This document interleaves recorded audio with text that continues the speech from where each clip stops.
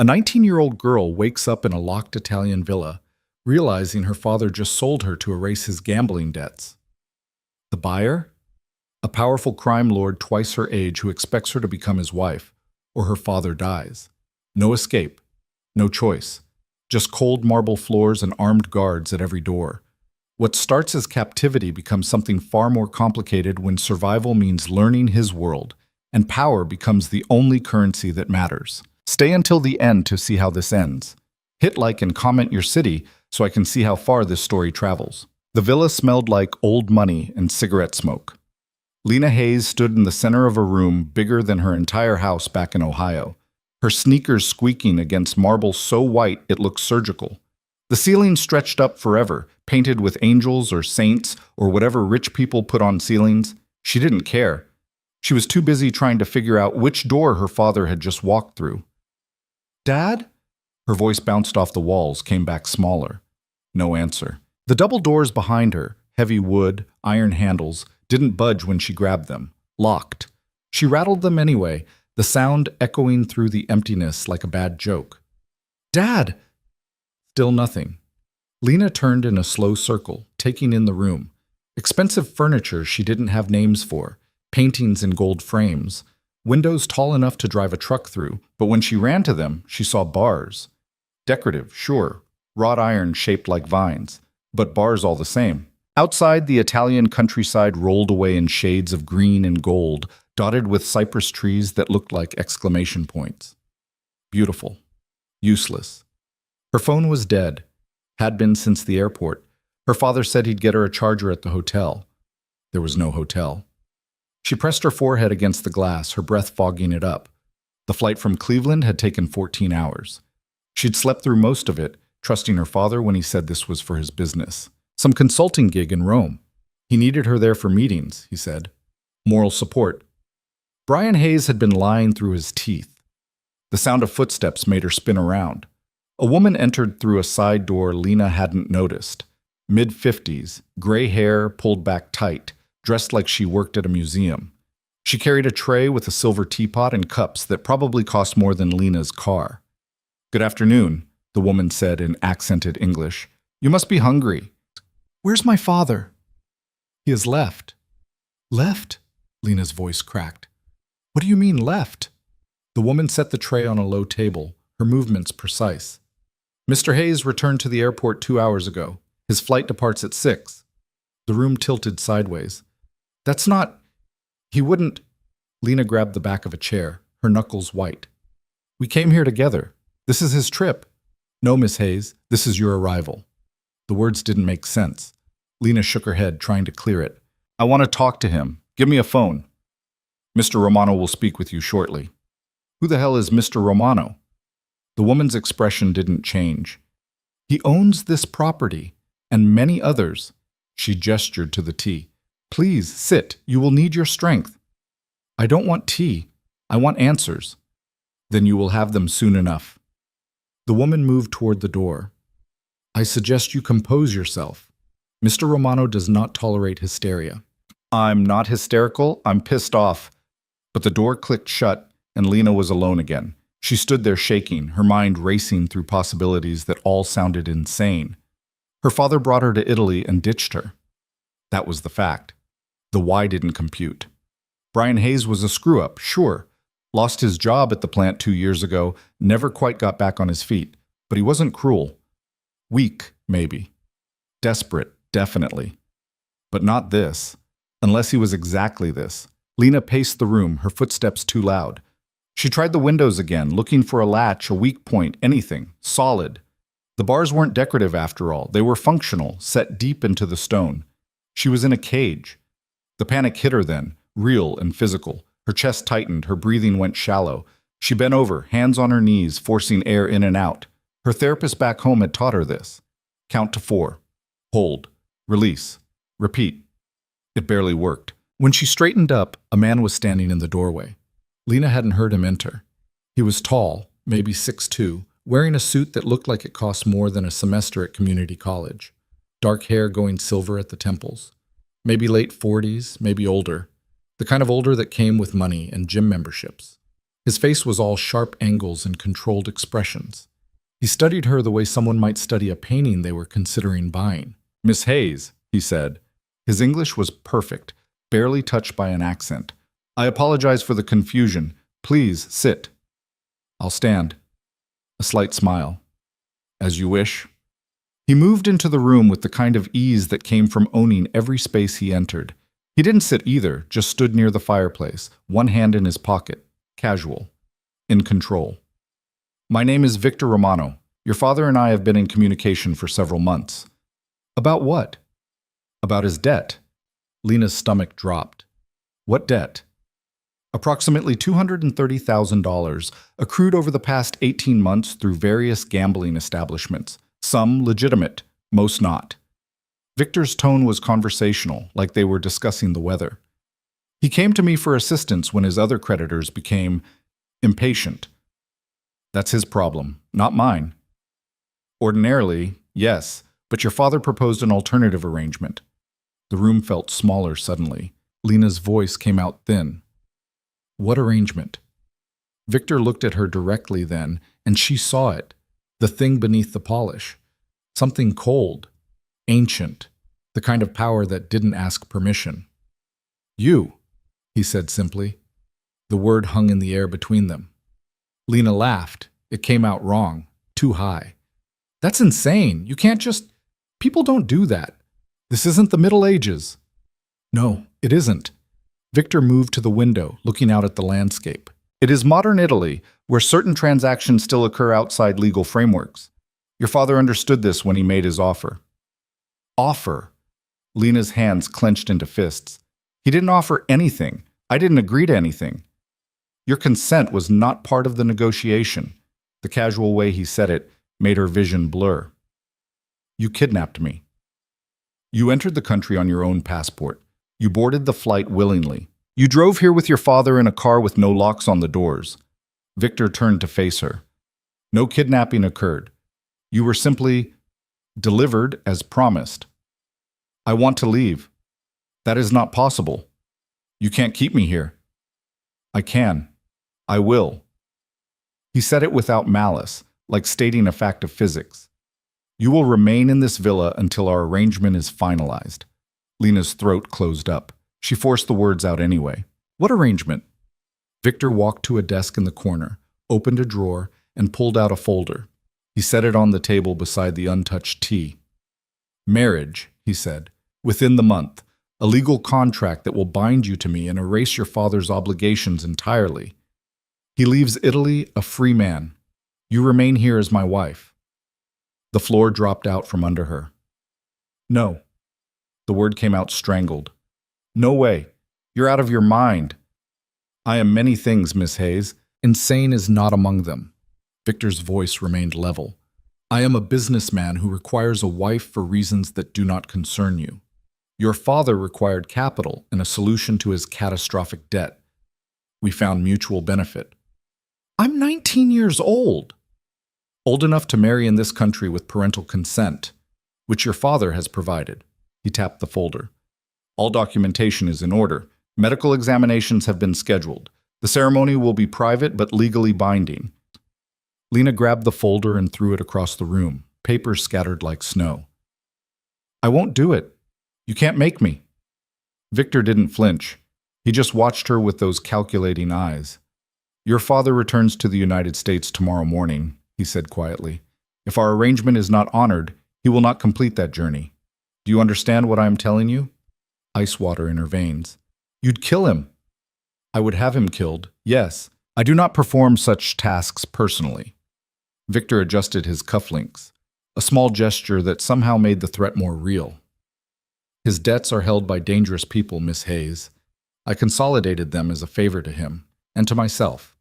If I release him without compensation, I lose money and credibility. Neither is acceptable." Lena's legs gave out. She sank into the nearest chair, her whole body shaking. "He's my father." "Yes, and he sold you to save himself." Victor's voice held something like sympathy, but it was hard to tell. "I suggest you reconcile yourself to this reality quickly. Anger will not serve you here." She looked up at him, vision blurred with tears she refused to let fall. Why me? You could marry anyone. You have money. You have... She gestured helplessly at the room. All this.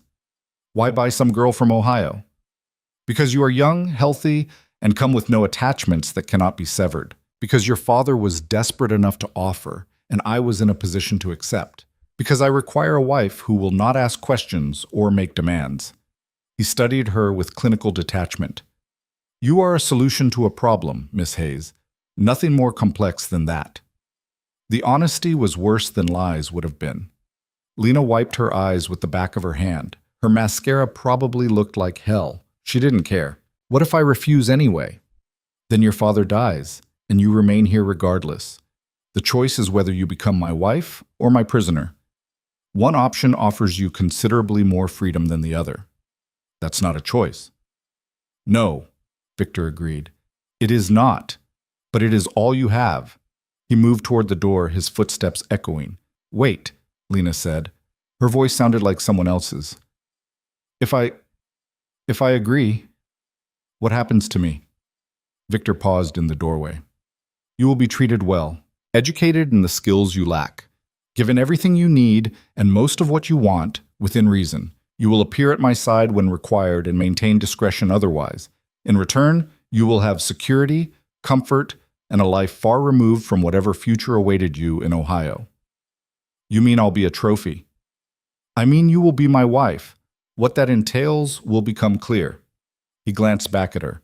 I am not a kind man, Miss Hayes, but I am not needlessly cruel. I expect obedience, not affection. Compliance, not love. If you can provide those things, we will coexist peacefully. And if I can't, something flickered in his expression, then we will both be disappointed, but you will still be my wife. He left without waiting for a response. Lena sat in the enormous room, surrounded by wealth and beauty and bars on the windows, and tried to figure out when her life had become a horror movie. The woman with the tight gray hair returned an hour later. She introduced herself as Signora Rossi, the housekeeper, and showed Lena to a bedroom on the second floor. It was bigger than her apartment back home. 4-poster bed, windows overlooking a garden that looked like something from a romance novel, a bathroom with marble everything, and a shower that probably had more water pressure than Cleveland's entire municipal system. Lena didn't care about any of it. She sat on the edge of the bed, her phone still dead in her pocket, and tried to think. Running seemed obvious, but the villa had guards. She'd seen them on the drive-in, though at the time she'd thought they were just gardeners or maintenance workers. Men with earpieces and bulges under their jackets, not gardeners. Even if she got past them, she was in the middle of the Italian countryside with no money, no phone, and no idea where the nearest town was. She didn't speak the language. She had no passport. Her father had taken it for safekeeping before they left the airport. She was trapped. The realization settled over her like concrete. Signora Rossi brought dinner on a tray. Lena didn't touch it. She lay on the bed and stared at the ceiling, watching the light fade from gold to gray to black. When she finally slept, she dreamed about her father's face the moment he'd left her in that room, the way he wouldn't look at her directly, the hug that felt like goodbye. He'd known exactly what he was doing. Morning came whether she wanted it to or not. Lena woke to sunlight streaming through windows she hadn't bothered to cover. Her mouth tasted like copper, and her eyes felt swollen. She dragged herself to the bathroom and looked in the mirror. She looked like hell. Good. Signora Rossi knocked precisely at 8. Mr. Romano requests your presence for breakfast. Tell him I'm not hungry. He insists. I insist on staying here. There was a pause, then the sound of a lock clicking. Lena tried the bedroom door. It didn't open. You have 10 minutes to dress appropriately, Signora Rossi said through the wood. There are clothes in the wardrobe. If you do not appear, Mr. Romano will come to retrieve you himself. I do not recommend this option. Lena kicked the door.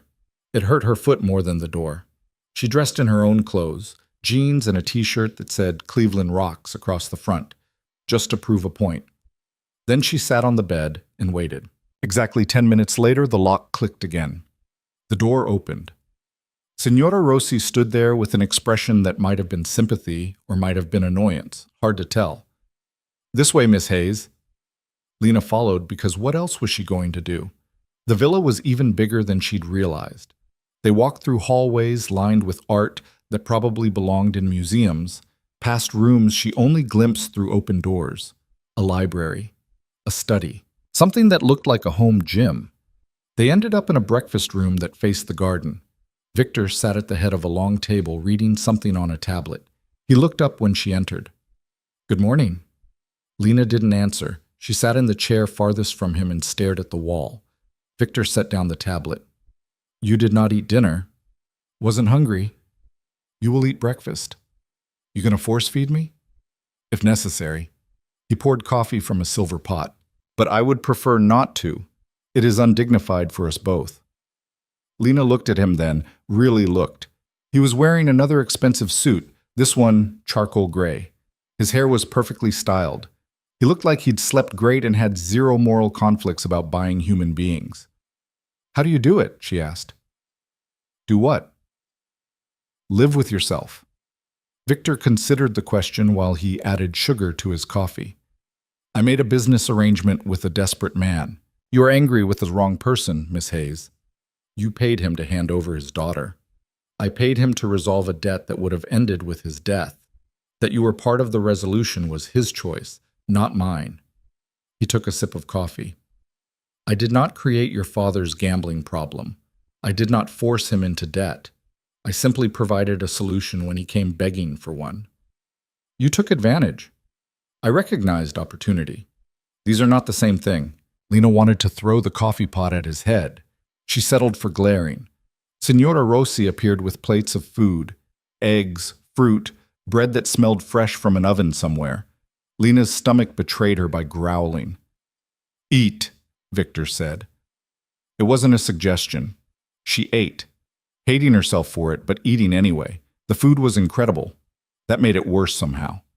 Victor watched her for a moment, then returned to his tablet. They sat in silence except for the sound of silverware against porcelain. Finally, Lena couldn't take it anymore. "So what happens now?" "Now you begin learning." "Learning what?" "Italian, for starters. You cannot function here without the language. Also etiquette, history, culture. How to move in the circles I move in, how to speak to certain people and when to remain silent." He looked at her over the rim of his cup. "You are rough material, Miss Hayes. You will need considerable refinement." "I'm not a project." "You are exactly that, but a worthwhile one if you cooperate." Lena set down her fork. "And if I don't?" "Then you remain locked in this villa with nothing to do but think about your choices until you change your mind." Victor's voice was patient, like he was explaining something to a child. "I have time, you have time, but only one of us has control over how that time is spent." He stood, smoothing his jacket. "Your first lesson begins at 10. A tutor will meet you in the library. Signora Rossi will show you where it is." "I'm not going to any lesson." Victor paused at the door. "Yes, you will. Because the alternative is sitting in your room alone while your father boards a plane that may or may not reach its destination depending on your behavior in the next 24 hours. Do you understand?" Lena's hands clenched in her lap. "I hate you." "That is acceptable. Hate does not interfere with obedience." He checked his watch. 10 o'clock, Miss Hayes. Do not be late." He left, and Lena sat alone in the breakfast room, surrounded by luxury and trapped more thoroughly than if she'd been in chains. The library was 3 stories tall, stuffed with books in languages Lena couldn't read. The tutor was a thin man named Professor Greco, who spoke English with a British accent and looked at her like she was a disappointing test result. "We will begin with basic Italian," he said, handing her a workbook. "Greetings, common phrases, essential vocabulary." Lena stared at the workbook. "What if I refuse?" "Then you sit here for the next 4 hours anyway, wasting both our time. I am paid regardless." He settled into a chair across from her. "Your choice, Miss Hayes." She opened the workbook. The first lesson was brutal. Professor Greco had no patience for mistakes and less for attitude. He corrected her pronunciation with the enthusiasm of someone pointing out fatal flaws. By noon, Lena's head hurt, and she'd learned maybe 20 words. Lunch was served in her room. She ate mechanically, tasting nothing. The afternoon brought a different teacher. This one was a woman named Lucia, who was supposed to teach her about Italian culture and history. Mostly, it felt like being told all the ways she was ignorant. By the time dinner rolled around, Lena was exhausted and furious, and so homesick she could barely breathe. Signora Rossi knocked at 6. "Mr. Romano requests your company for dinner." "Tell him I'm not coming." He anticipated this response. "He said to inform you that your father's plane landed safely in New York 2 hours ago. He is currently in his apartment, unharmed. Mr. Romano suggests you join him for dinner to ensure the status remains unchanged." Lena closed her eyes. "Fine."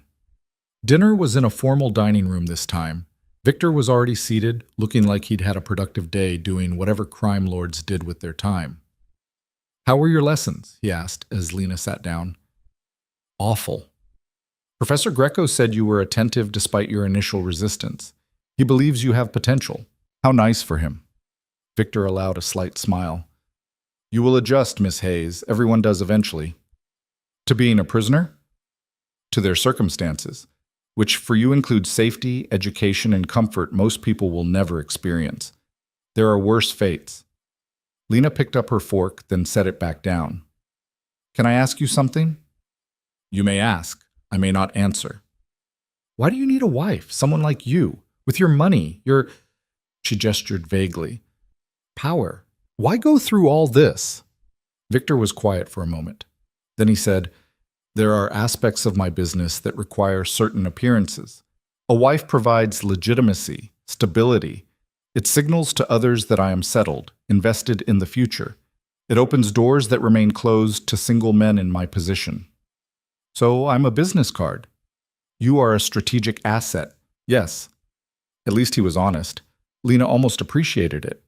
Almost. "What about your business? What exactly do you do?" "I facilitate transactions.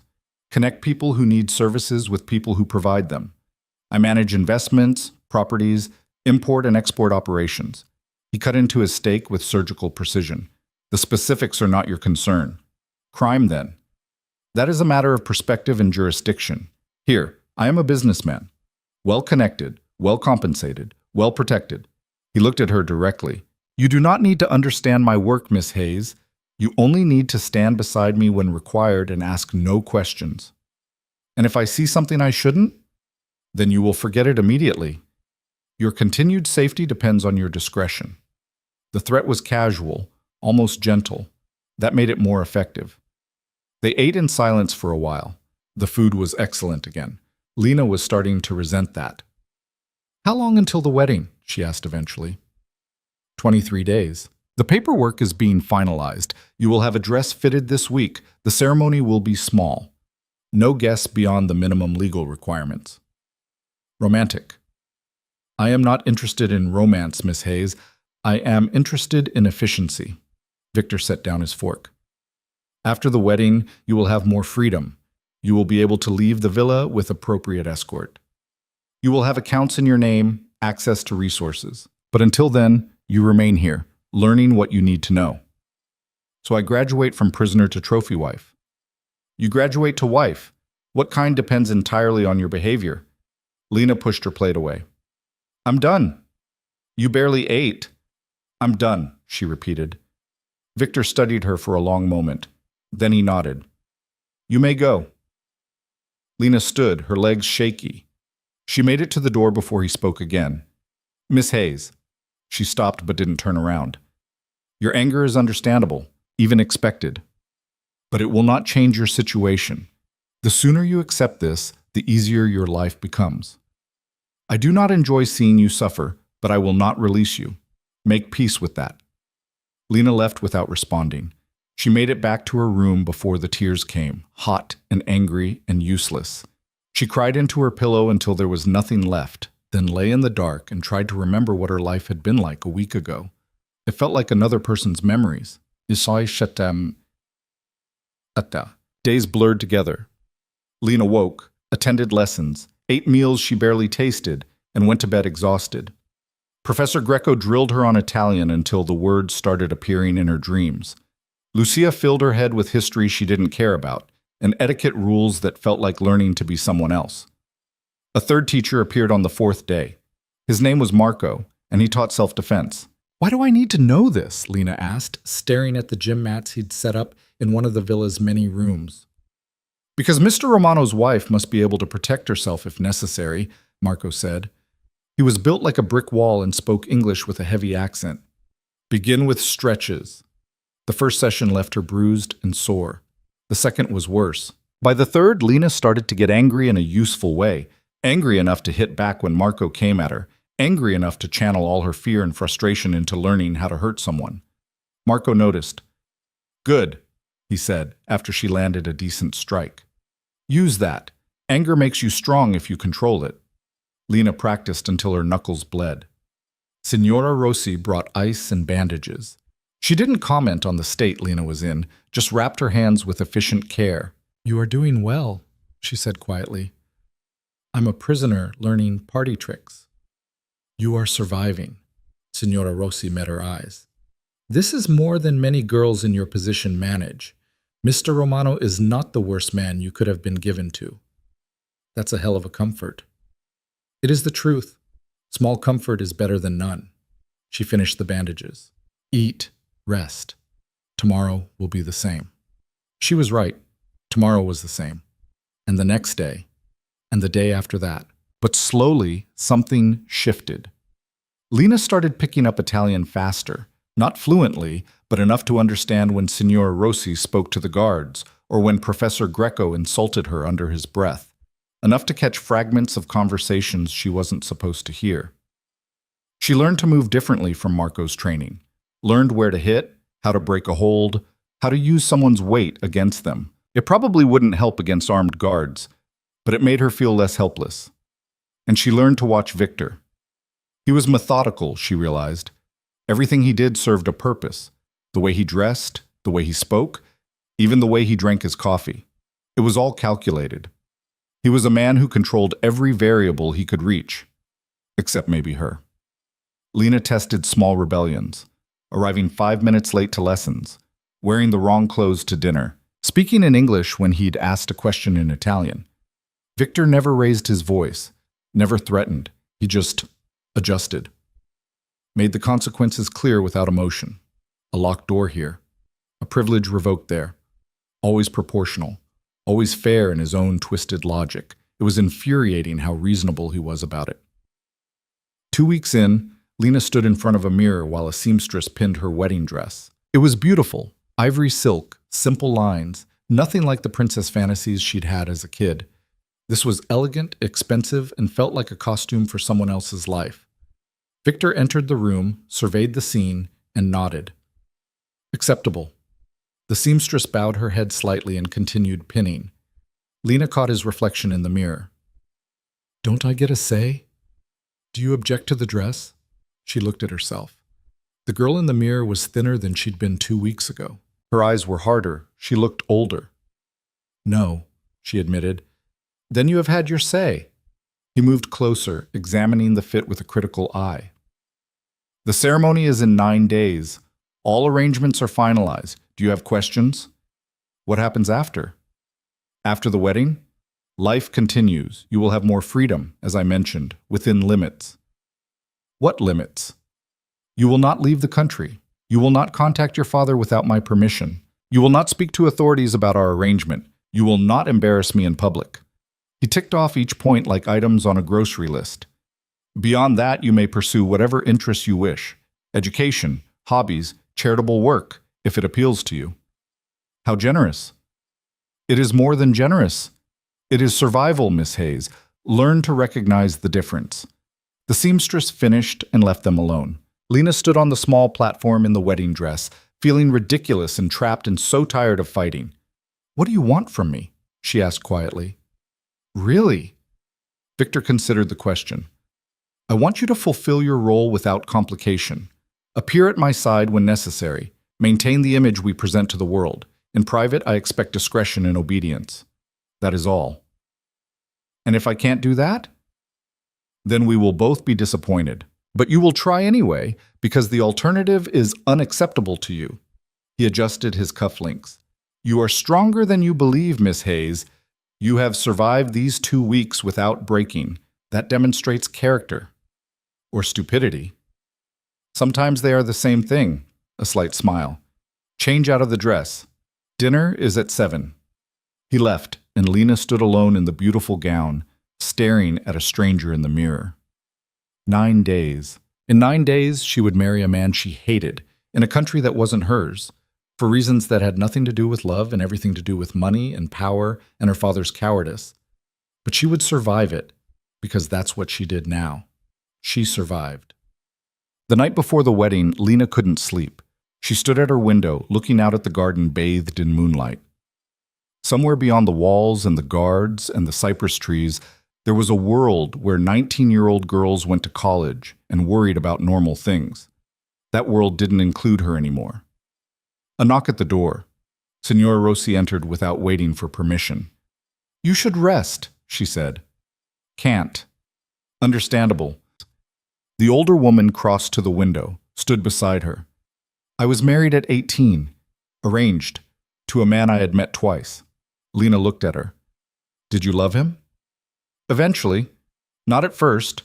First I learned to tolerate him, then to respect him. Love came later, after children, after years of sharing life." She smiled faintly. "It is not the romance of movies, but it was real. And enough." "Did you have a choice?" "No more than you do now." Signora Rossi's voice was gentle. "But I made a life anyway." "You will too." "How do you know?" "Because you are still fighting. The ones who break do so in the first days.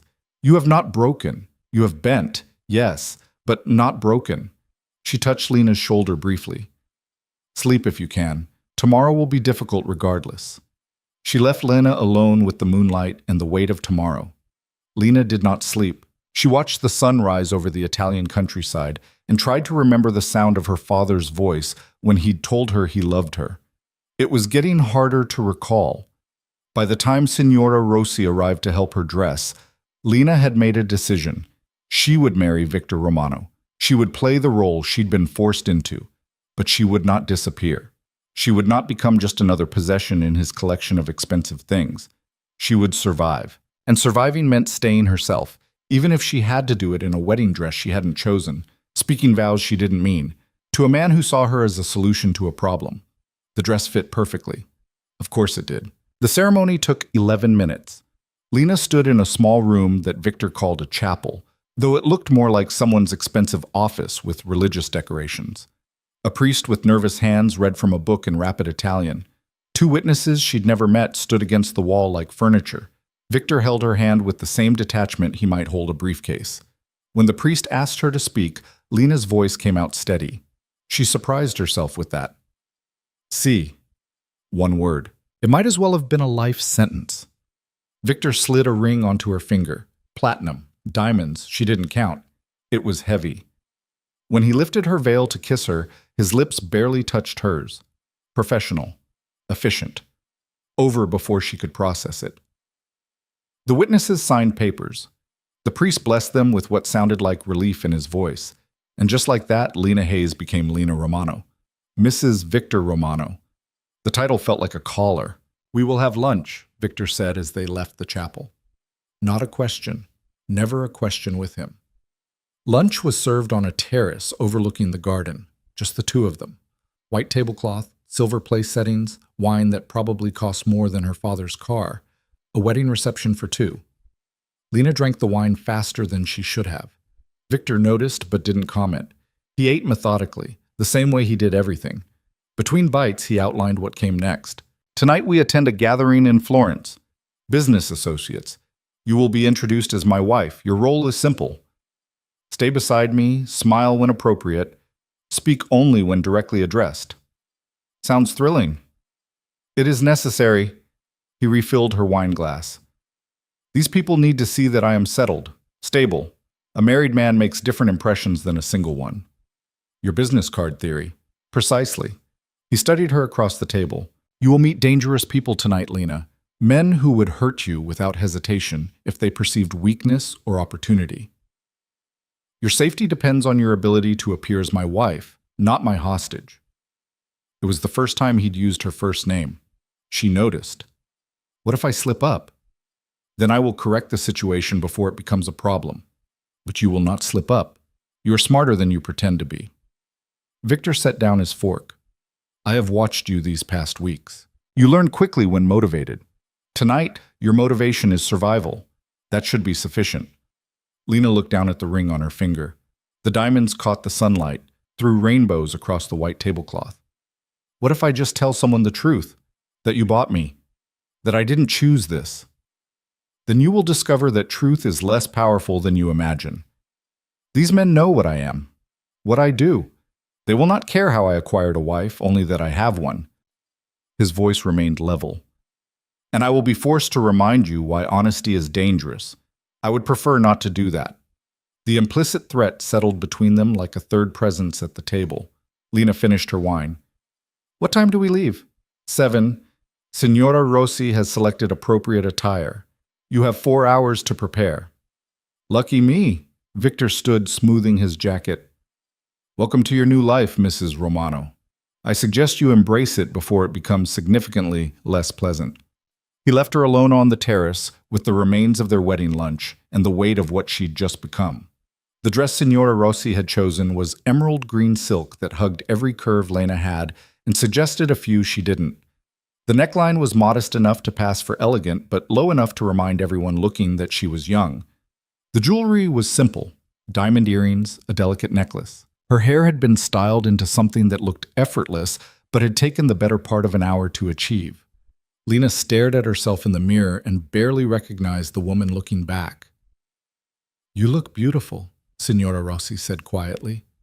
I look expensive. Sometimes these are the same thing. The older woman adjusted the necklace slightly. Remember what I told you. Watch Mr. Romano. Follow his lead. Do not drink too much.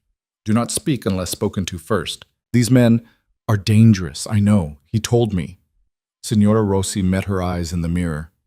They are more than dangerous, child. They are powerful. Power makes men believe they are entitled to anything they want. You wear Mr. Romano's ring. That protects you, but only if you reinforce it with your behavior. Translation: don't give them ideas. Exactly. She handed Lena a small clutch purse. Your lipstick is inside. Reapply only in private, never at the table. Any other rules I should know? Hundreds. But those can wait.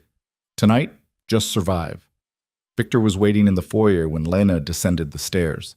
He wore a tuxedo that probably cost more than a semester of college. His expression didn't change when he saw her, but his eyes did a quick assessment. Acceptable, he said. You really know how to make a girl feel special. I pay people to make you look special. I merely observe the results. He offered his arm. The car is waiting. Lena took his arm because refusing would have been pointless. His muscles were solid under the expensive fabric. She'd forgotten how physically imposing he was when he stood this close.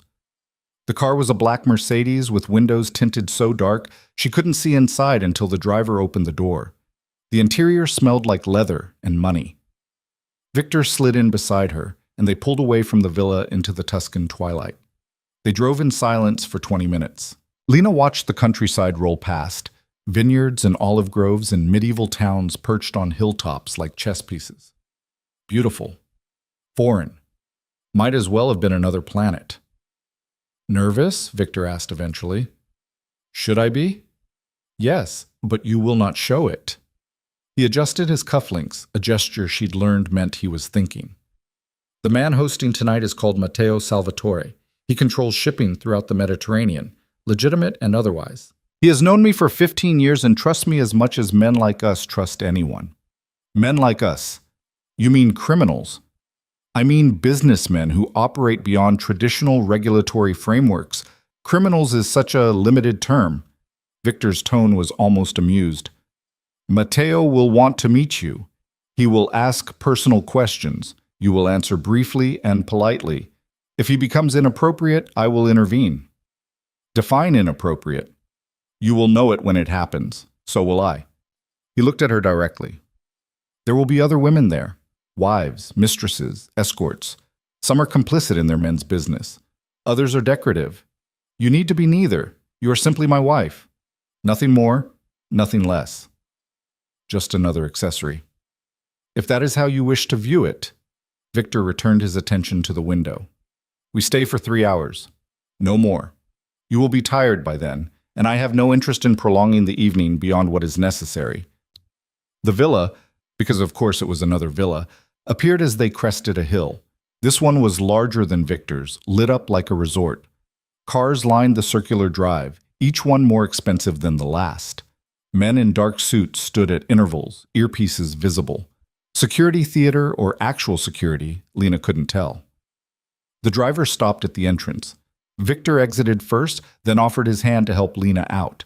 She took it, her heels clicking on the stone. "Remember," Victor said quietly as they approached the door, "you are mine. Act accordingly." Before Lena could respond, the doors opened, and they were swallowed by light and noise, and people who looked at her like she was the newest acquisition in an art gallery. The party was in full swing. Chandeliers the size of compact cars hung from ceilings painted with scenes Lena didn't recognize. Music played from somewhere, classical. Strings? The kind of thing that costs money to ignore. Waiters circulated with champagne and appetizers that looked too pretty to eat. Victor kept his hand on the small of her back as they moved through the crowd. A proprietary touch. Everyone noticed it. Men in tuxedos nodded to Victor. Their eyes slid to Lena, assessed, calculated, moved on. The women were worse. They looked at her like they were solving a math problem. Too young, too American, too obviously new to this world. Lena lifted her chin and met their stares with the blankest expression she could manage. If they wanted to see a trophy, she'd give them one made of ice. "Victor!" a man's voice boomed across the room. "Finally! We thought you would miss your own celebration." The man approaching was shorter than Victor, but wider, built like someone who'd been an athlete once and then discovered good food. His tuxedo strained slightly at the shoulders. His smile showed too many teeth. "Matteo." The Victor shook his hand with what looked like genuine warmth. "Thank you for hosting. May I introduce my wife, Lena?" Matteo's eyes went straight to Lena, not her face. The inventory took 3 seconds. "Bellissima," he said, taking her hand and kissing it. His lips were damp. "Victor, you have outdone yourself. Where did you find such a treasure?" "Ohio," Lena said before Victor could answer. Matteo laughed like she'd told the funniest joke he'd heard all week. "American, I love it. Fresh, yes? Not yet corrupted by our European ways." "Getting there," Lena said. Victor's hand tightened fractionally on her back. A warning she felt through the silk. Matteo clapped Victor on the shoulder. "You must introduce her to everyone. Come, come. The others are dying to meet the woman who finally tamed Victor Romano." He led them deeper into the party, still talking. Victor leaned close to Lena's ear. "Careful," he murmured. "I'm being charming." "You are being sharp. There is a difference." Matteo introduced them to a succession of men whose names Lena immediately forgot. They all looked the same: expensive suits, expensive watches, expensive smiles that didn't reach their eyes. Their wives and girlfriends were variations on a theme: beautiful, polished, silent unless spoken to. Lena smiled until her face hurt and said as little as possible. Survived each conversation by counting seconds until it ended. Then they met Carlo. He was younger than the others, maybe late 30s, with the kind of face that belonged in cologne ads. His suit was impeccable. His handshake lingered too long. "So you are the famous Lena," he said in perfect English. "Victor has been very secretive about you. Now I understand why. He wanted to keep you all to himself. Can you blame me?" Victor's tone was light, but Lena felt the tension in his hand. "Not at all. If she were mine, I would lock her away as well." Carlo smiled at Lena. "Tell me, how does a girl from Ohio end up married to our Victor? It must be quite a story." "Not really," Lena said. "We met. We married. Pretty standard." "Nothing about Victor is standard." Carlo accepted champagne from a passing waiter, handed a glass to Lena. "He is the most careful man I know. Calculating. Every decision serves multiple purposes. So I wonder, what purpose do you serve?" The question was rude enough that several nearby conversations paused. Victor's voice cut in, still pleasant but with an edge underneath. "She serves the purpose of being my wife, Carlo. Which should be explanation enough." Of course, of course. Forgive me." Carlo raised his glass. "To love. The one thing that makes even careful men reckless." They drank. The champagne tasted like very expensive regret. Carlo drifted away, still smiling. Victor guided Lena toward a quieter corner of the room. "Who is that?" she asked. "Competition. He runs operations in the north. We have an arrangement, but he would prefer I did not exist." Victor took her champagne glass, set it on a passing tray. "He was testing you, trying to determine if you are a weakness he can exploit. And you handled it adequately, but we will not stay much longer." They lasted another hour. Lena met more people, forgot more names, deflected more questions that felt like traps. Her feet hurt from the heels, her face hurt from smiling. Her head hurt from the effort of appearing calm while screaming internally. Finally, Victor made their excuses. Matteo protested, but not seriously. They said goodbyes that felt rehearsed, walked back to the car through air that smelled like jasmine and cigarette smoke. The Mercedes pulled away from the villa. Lena kicked off her heels and leaned her head against the window. "You did well," Victor said. "I survived. Not the same thing. In our world, they are exactly the same thing." He loosened his bow tie. "Carlo will report to his associates that you appear genuine, that I am truly married, not simply playing games. This helps us both." "Glad I could be useful." Victor was quiet for a moment, then, "You were more than useful. You were convincing. Several people commented on how well suited we appear." "We're not suited at all." "No, but we presented the illusion successfully. That is what matters." He looked at her in the dim light of the car. "You are learning, Lena, faster than I anticipated." "Learning what? How to be a good little trophy?" "Learning how to navigate power. It is a valuable skill regardless of your feelings about your current circumstances." Lena didn't respond. She watched the Tuscan darkness slide past and tried not to think about the fact that she was returning to a villa she'd never chosen, with a man she'd never wanted, wearing a ring that felt like evidence of a crime. When they arrived home, Victor walked her to the stairs. "You may sleep late tomorrow," he said. "You have earned it." "Permission to rest. How generous." "It is called consideration. Perhaps you might try recognizing it." He turned toward his study. "Good night, Lena." She watched him walk away, then climbed the stairs to her room. Signora Rossi had left a nightgown laid out on the bed. Lena stripped off the green dress, let it pool on the floor, and pulled on the nightgown. She lay in bed staring at the ceiling, replaying the evening. The way those men had looked at her. The way their wives had dismissed her. The way Carlo had tested her like she was a piece of equipment Victor had purchased. Which she supposed she was. Sleep didn't come for hours. The next morning, Lena woke to sunlight and the smell of coffee.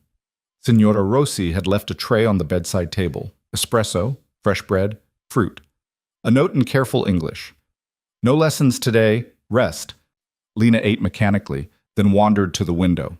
The garden below was perfect. Everything in this place was perfect. Manicured, controlled, just like her life was supposed to be now. She was still standing there when someone knocked. "Come in," she called, expecting Signora Rossi. It was Victor. He was dressed casually for once, dark slacks, a white shirt with the sleeves rolled up, no jacket. It was the most undone she'd seen him. "I thought you might like to leave the villa today," he said. Lena turned to face him. "Leave? You have been here for weeks. You have fulfilled your obligations. You deserve to see something beyond these walls." He gestured toward the door. "Get dressed. Something comfortable. We leave in 20 minutes. "Where are we going?" "Does it matter? You will be outside. Is that not enough?" It was. Lena dressed faster than she had in weeks. They took a different car this time, smaller, less ostentatious. Victor drove himself, which surprised her. No driver. No guards trailing behind. Just the two of them and the open road. They drove through the Tuscan countryside in silence at first. Lena watched the landscape roll past. Vineyards heavy with grapes, farmhouses the color of sunset, cypress trees standing guard over hills that looked painted on. "It's beautiful," she said eventually. "Yes, this is why people come here, why they stay." Victor navigated a curve with practiced ease. "I grew up not far from here. A small town you would not recognize. My family had nothing. We survived on luck and determination." It was the first personal thing he'd ever told her. "How did you end up?" Lena gestured vaguely. "Like this?" "Like what? Successful? Powerful? Criminal? He almost smiled. I learned early that the world rewards those who take what they want. I wanted more than poverty, so I took it. By hurting people? By recognizing opportunities others missed, by being willing to do what they were not. He glanced at her. You judge me. That is your right. But you also benefit from what I have built. Do not forget that. I didn't ask to benefit from it. No, but you do anyway. The food you eat, the clothes you wear, the safety you enjoy, all purchased with money from the very activities you condemn. Victor returned his attention to the road. Hypocrisy is unattractive, Lena. Either accept what I am or do not. But do not pretend you are above it while living in comfort it provides.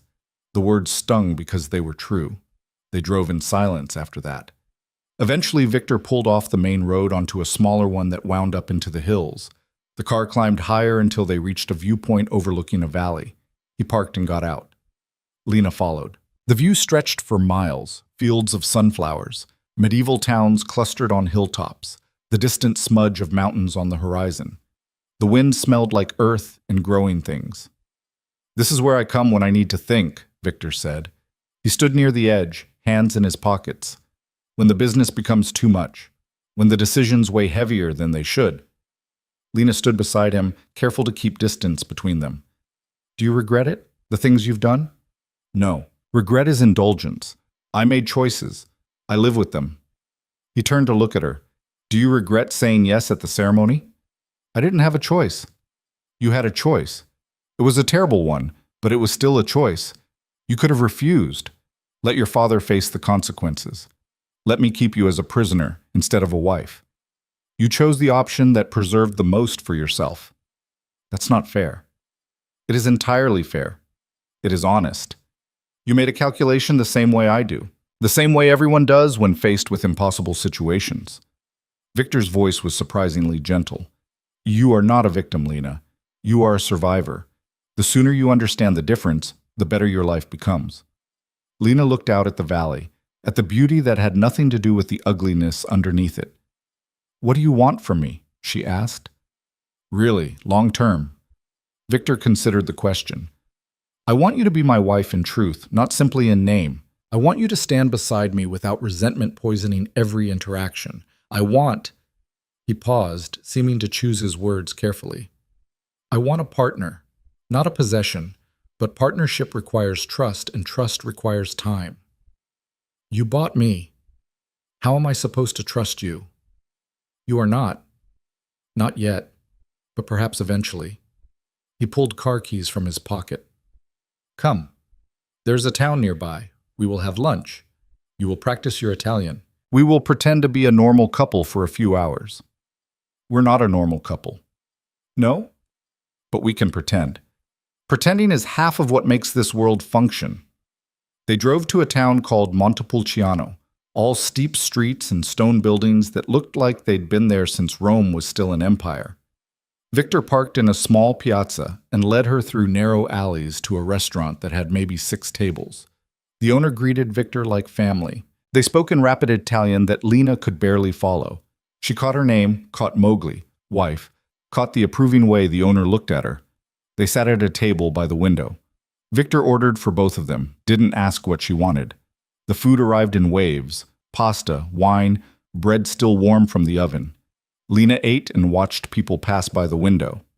Normal people doing normal things, shopping, talking, living lives that didn't involve being sold to pay debts.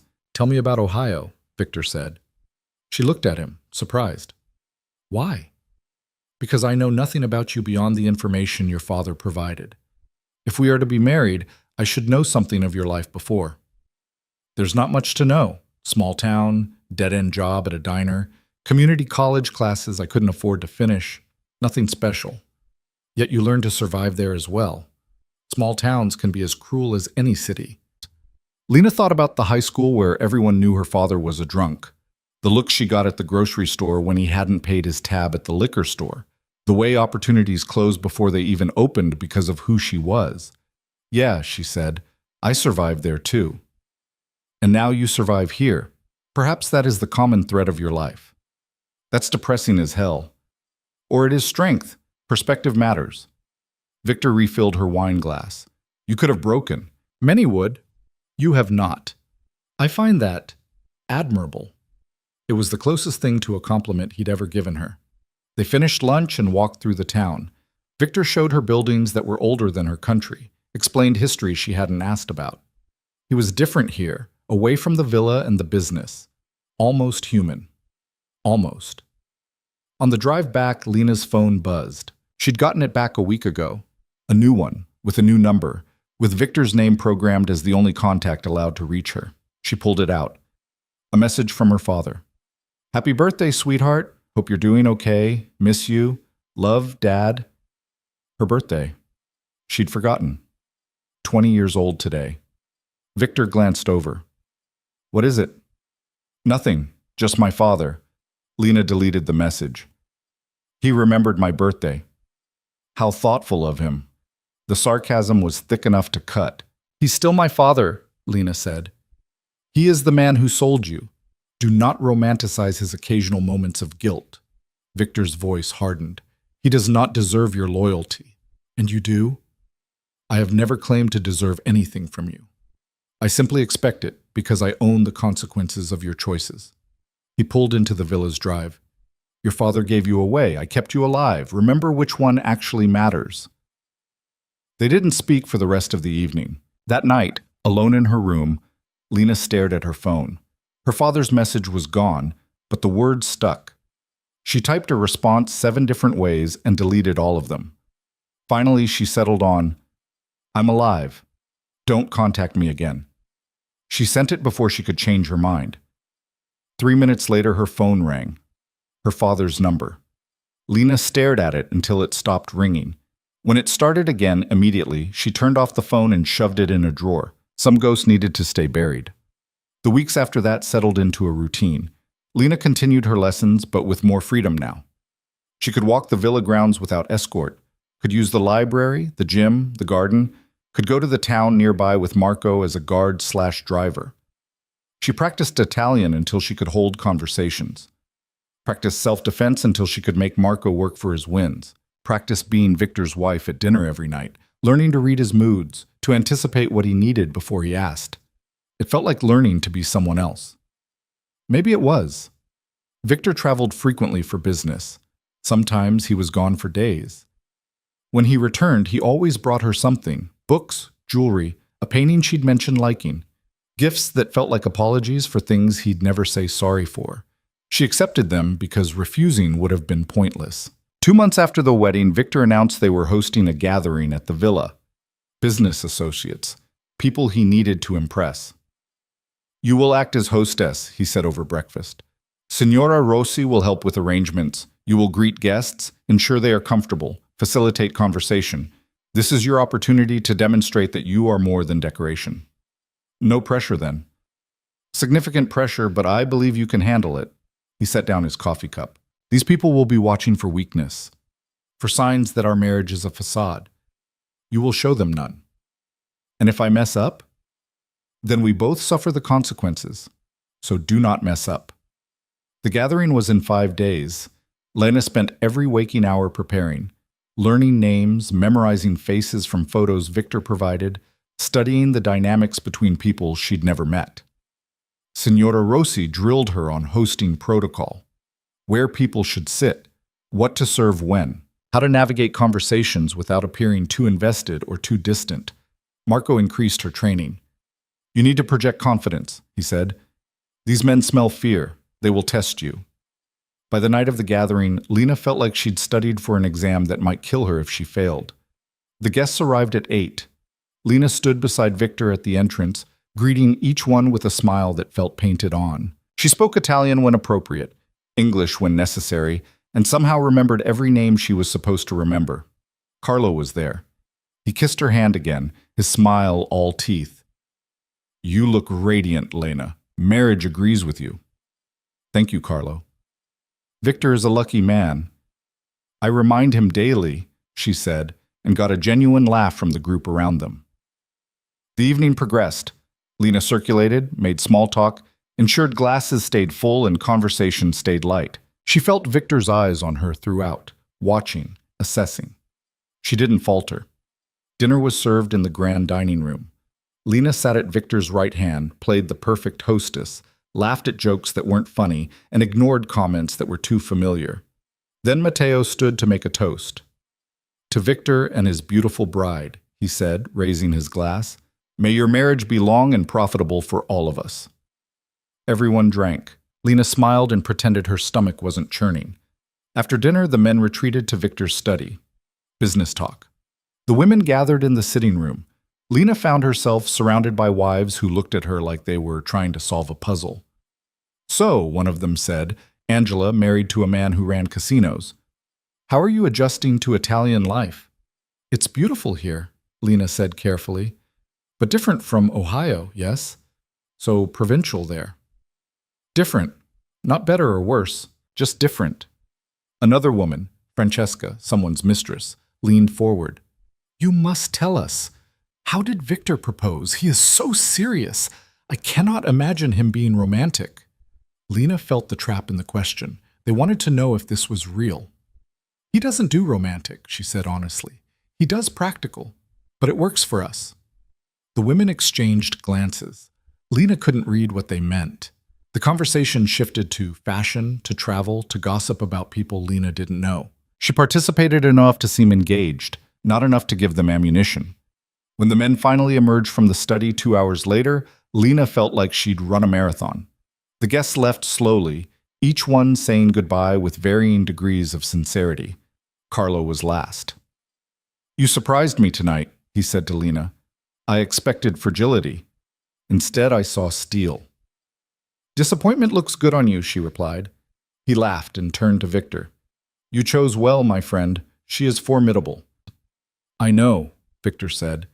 There was something in his voice Lena couldn't identify. When the last car pulled away, Victor turned to her. "Well done." "That's it? Well done." "What else would you like me to say?" "I don't know. Maybe that I held my own against a room full of people who wanted to see me fail. Maybe that I didn't embarrass you." Lena pulled off her heels, carried them in one hand. "Maybe thank you." Victor's expression shifted. "You are right, thank you. You exceeded my expectations tonight. You were—" He seemed to search for the word. "Impressive." It was the best he could do. Maybe the best he had. Lena nodded. "I'm going to bed." She made it halfway up the stairs before he spoke again. "Lena." She turned. Victor stood at the bottom of the stairs, looking up at her with an expression she'd never seen before, something almost like respect. "You're becoming who you need to be," he said quietly. "I know you did not choose this, but you are surviving it with grace. That means something." "Does it change anything?" "No, but it matters anyway." Lena continued up the stairs, too exhausted to figure out what he meant. In her room, she stripped off the dress, washed off the makeup, and lay in bed staring at the ceiling. She'd survived another test, proved herself useful again. But useful wasn't the same as free, and she was starting to forget what freedom felt like. 3 months into the marriage, Lena stopped counting days. Time moved differently now, measured in lessons mastered and dinners survived and moments when she forgot to hate the sound of Victor's footsteps in the hall. She spoke Italian without thinking about it, could read the tension in a room before it escalated, knew which of Victor's business associates were genuinely dangerous and which just played the part. She was adapting. The realization bothered her more than it should have. "You seem distracted," Victor said one morning over breakfast. He'd been in Milan for a week, returned late the night before without warning. "Just tired. You sleep poorly?" "Sometimes." Lena stirred sugar into her espresso. "The bed's too big."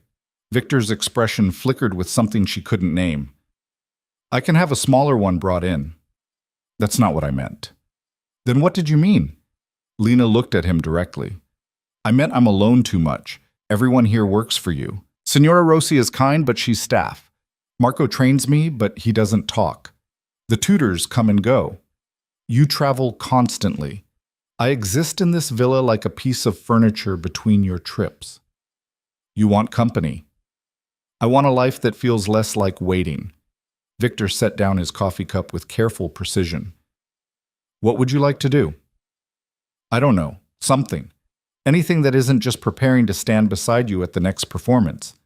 Lena pushed her plate away. You said I'd have freedom once we were married. This doesn't feel like freedom. You are not locked in your room. You have access to the grounds, the town, resources. What more do you need? Purpose. Something that's mine. She met his eyes. You have your business, your empire, your whole world of things that matter. What do I have? Italian lessons and dinner parties where I smile on command?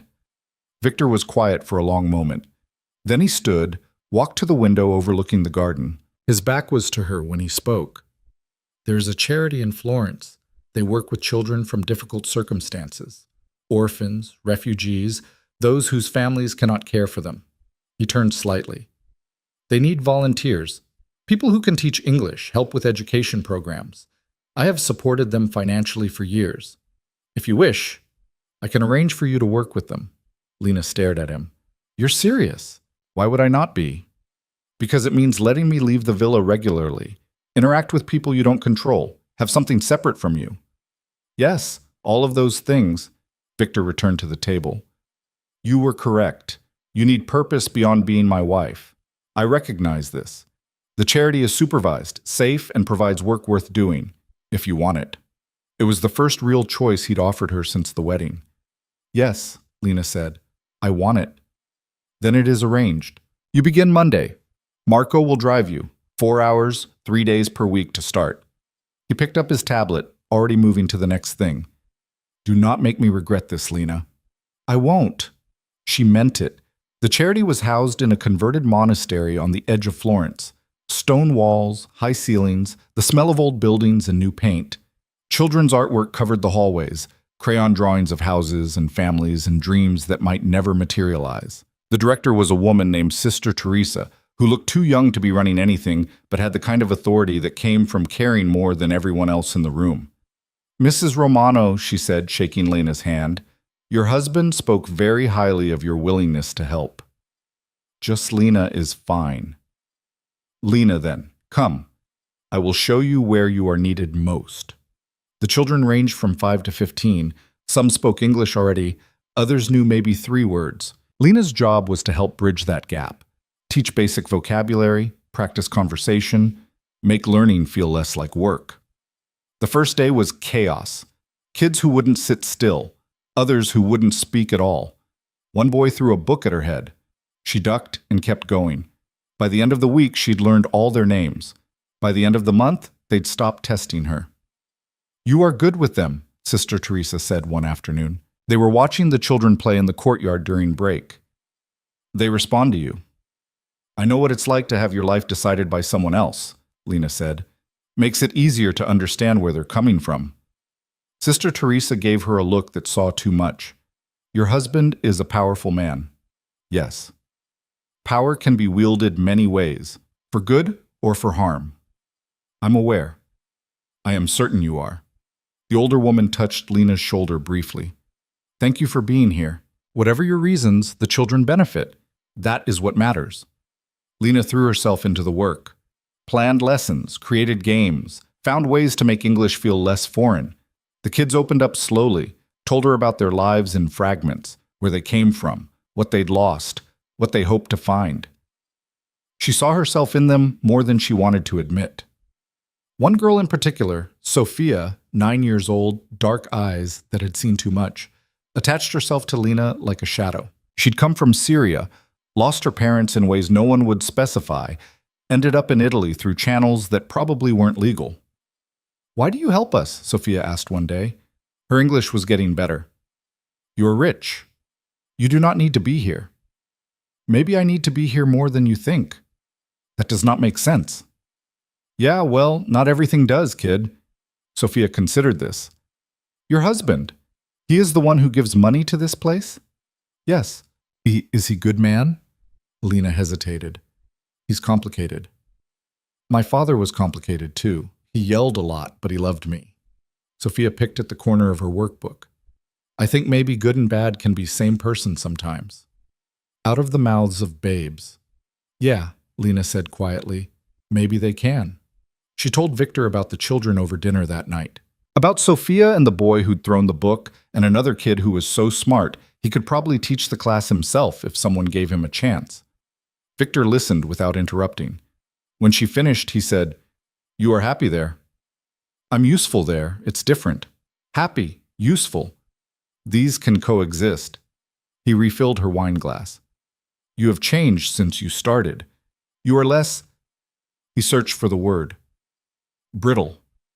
"I was brittle?" "You were surviving. Now you are living." The distinction is significant.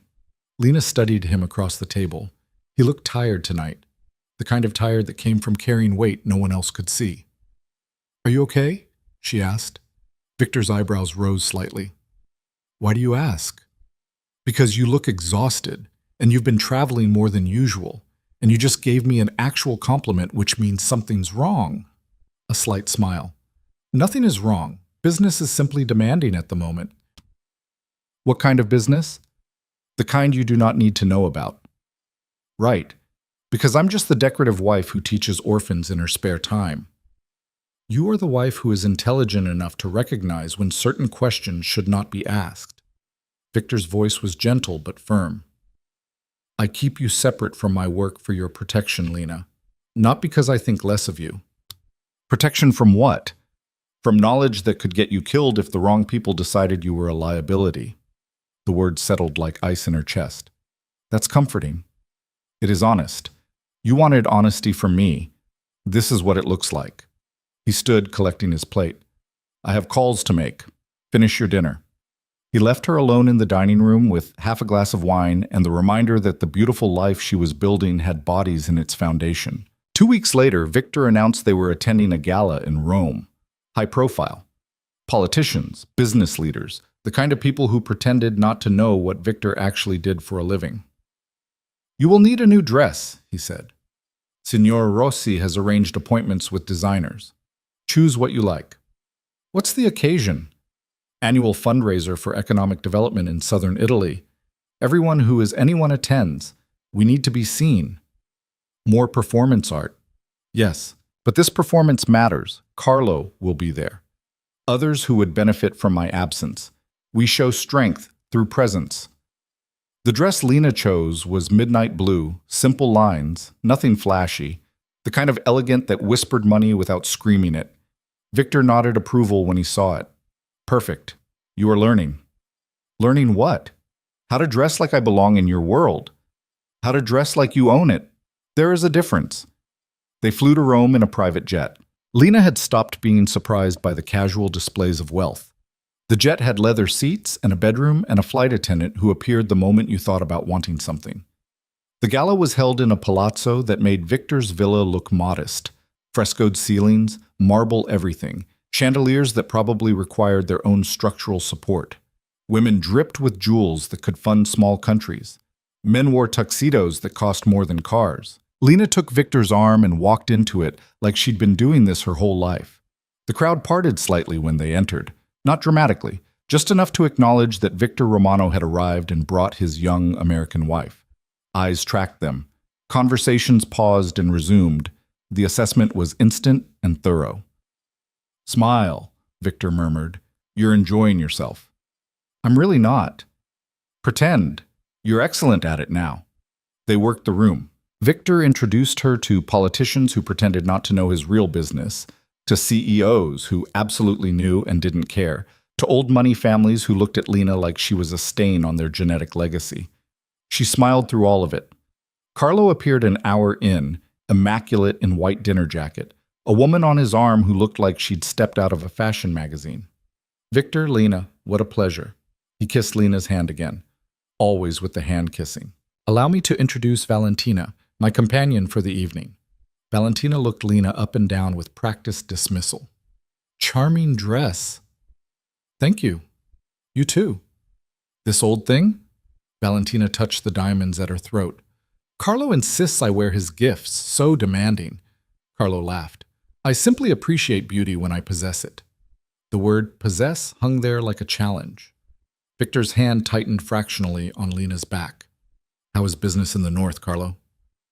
"Thriving, expanding, actually. We have been acquiring new interests, diversifying." Carlo accepted champagne from a passing waiter. Perhaps we should discuss collaboration. There are opportunities that benefit from partnership. Perhaps, when the time is right. Of course, when the time is right. Carlo's smile never wavered. Enjoy the evening, my friends. He drifted away with Valentina. Lena waited until they were out of earshot. What was that about? Territory. He wants access to my operations in the south. I am not inclined to share. Victor guided her toward the bar. He will push. I will decline. Eventually, someone will make a move. This is how our world functions. Sounds exhausting. It is the price of power. You learn to manage the exhaustion. They found seats for dinner at a table with a banking executive and his wife, a journalist who wrote puff pieces for political magazines, and a widow whose family owned half of Sicily.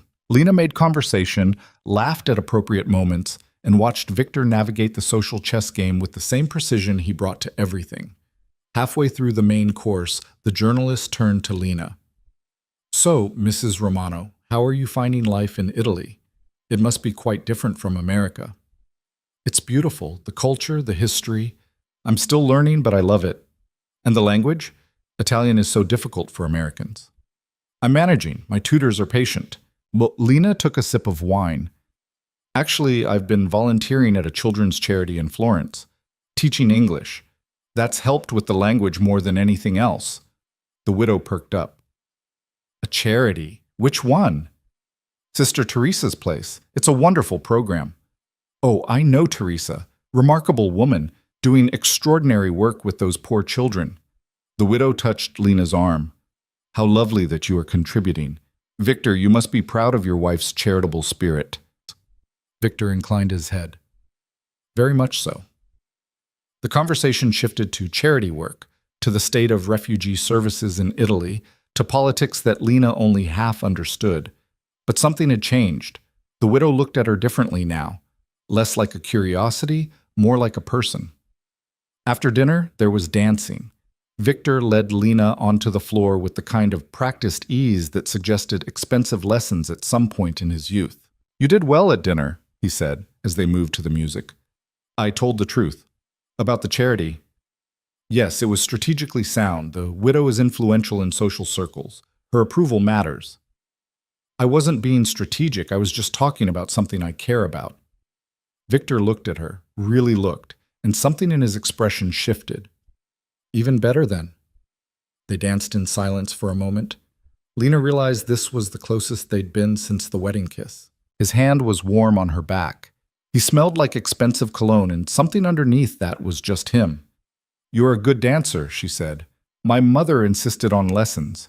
She believed proper manners would open doors that money alone could not. A pause. She was correct. Is she still alive? No, she died when I was 23, cancer. His voice was carefully neutral. She never knew what I became. That is probably for the best. It was the most personal thing he'd ever shared. Lena didn't know what to do with it. I'm sorry. It was a long time ago. Victor navigated them through a turn. Your mother? You've never mentioned her. Left when I was 6. Couldn't handle my father's drinking. Sent birthday cards for a few years, then stopped. I don't even know where she is now. So we are both orphans in our way. I guess so. The music shifted to something slower. Victor pulled her fractionally closer. Not inappropriate for public, but closer than necessary. Lena didn't pull away. This is strange, she said quietly. What is? This. Dancing with you, having an almost normal conversation, forgetting for a minute that you bought me. I did not buy you. I acquired you through a contractual arrangement with your father. That's literally the same thing. Context matters. But there was something like humor in his voice. Do you wish to stop dancing? No, Lena admitted. This is the most normal I've felt in months. They stayed on the floor through 2 more songs. When they finally returned to their table, Lena caught Valentina watching them with an expression that looked almost like envy. The gala ended after midnight. They rode back to the hotel in a car that felt too quiet after all the noise. You surprised me tonight, Victor said. How? You were yourself, not the version I expected you to present, just you. It was effective. I'm not sure if that's a compliment or an observation. Both. He looked at her in the dim light of the car. You are becoming someone I did not anticipate, Lena. Someone more than I planned for. Is that a problem? I have not decided yet. They didn't speak again until they reached the hotel. Separate rooms, as always.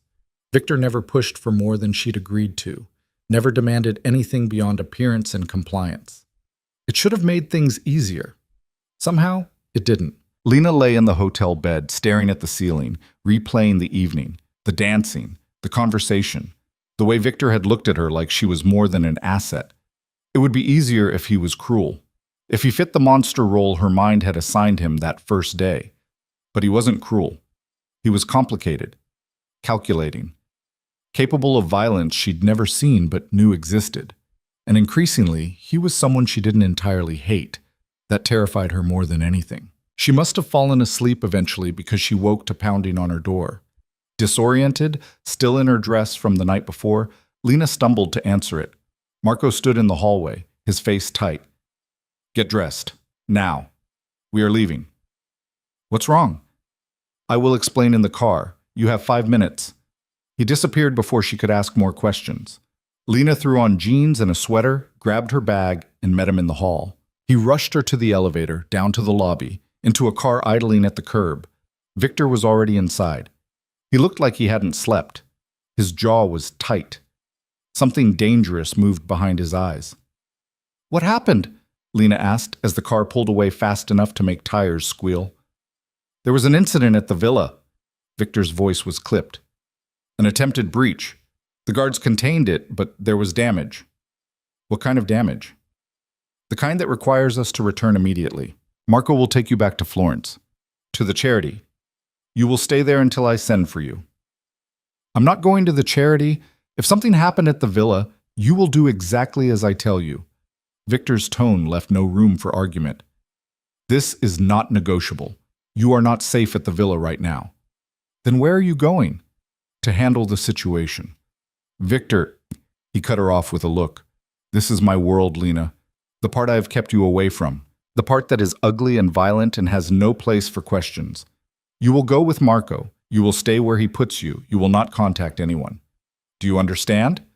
Lena's hands clenched in her lap. Fine.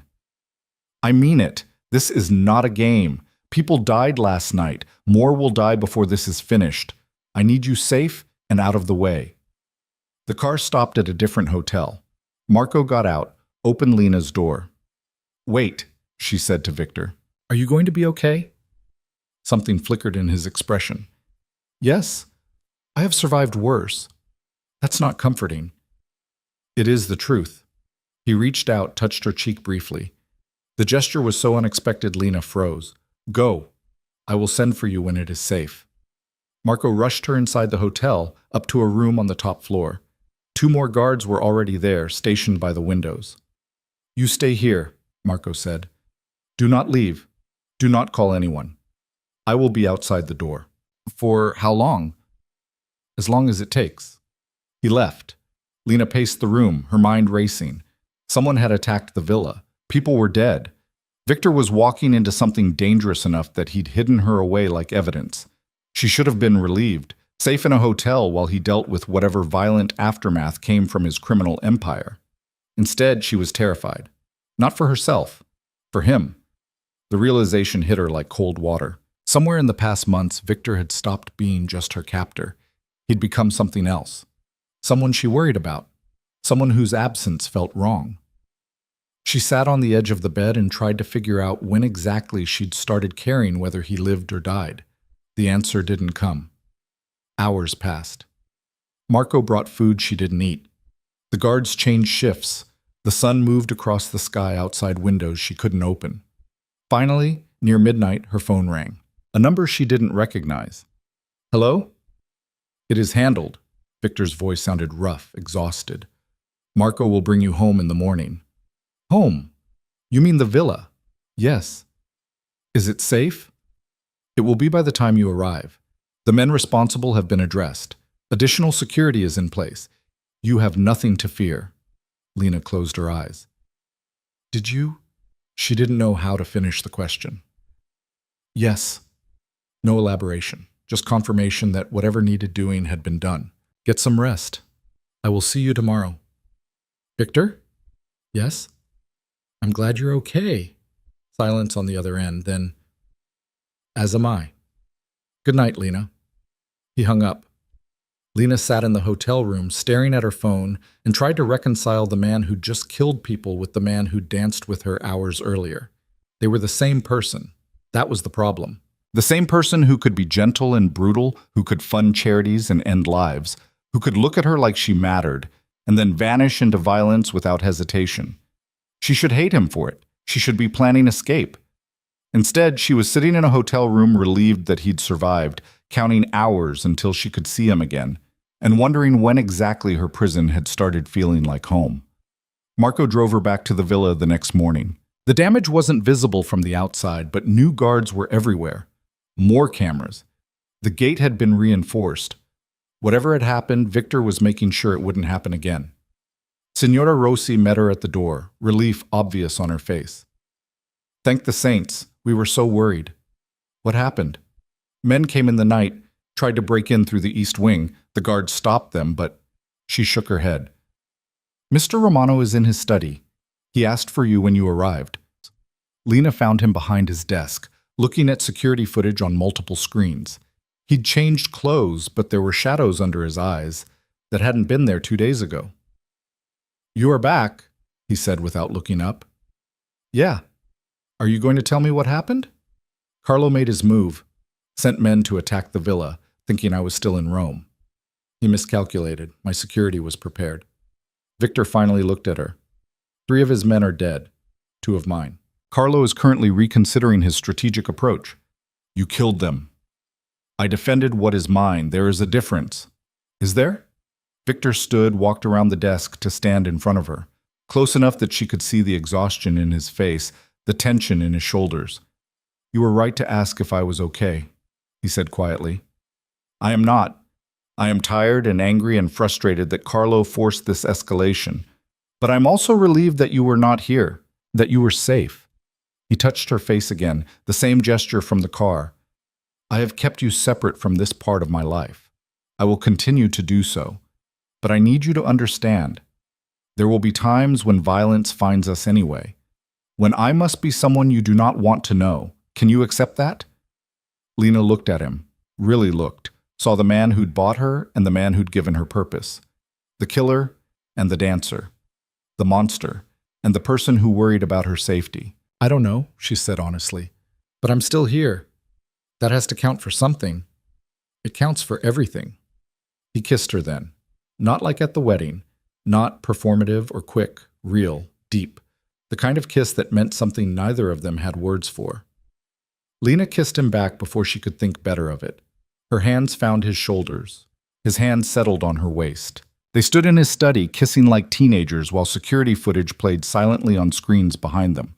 When they finally broke apart, both breathing hard, Victor rested his forehead against hers.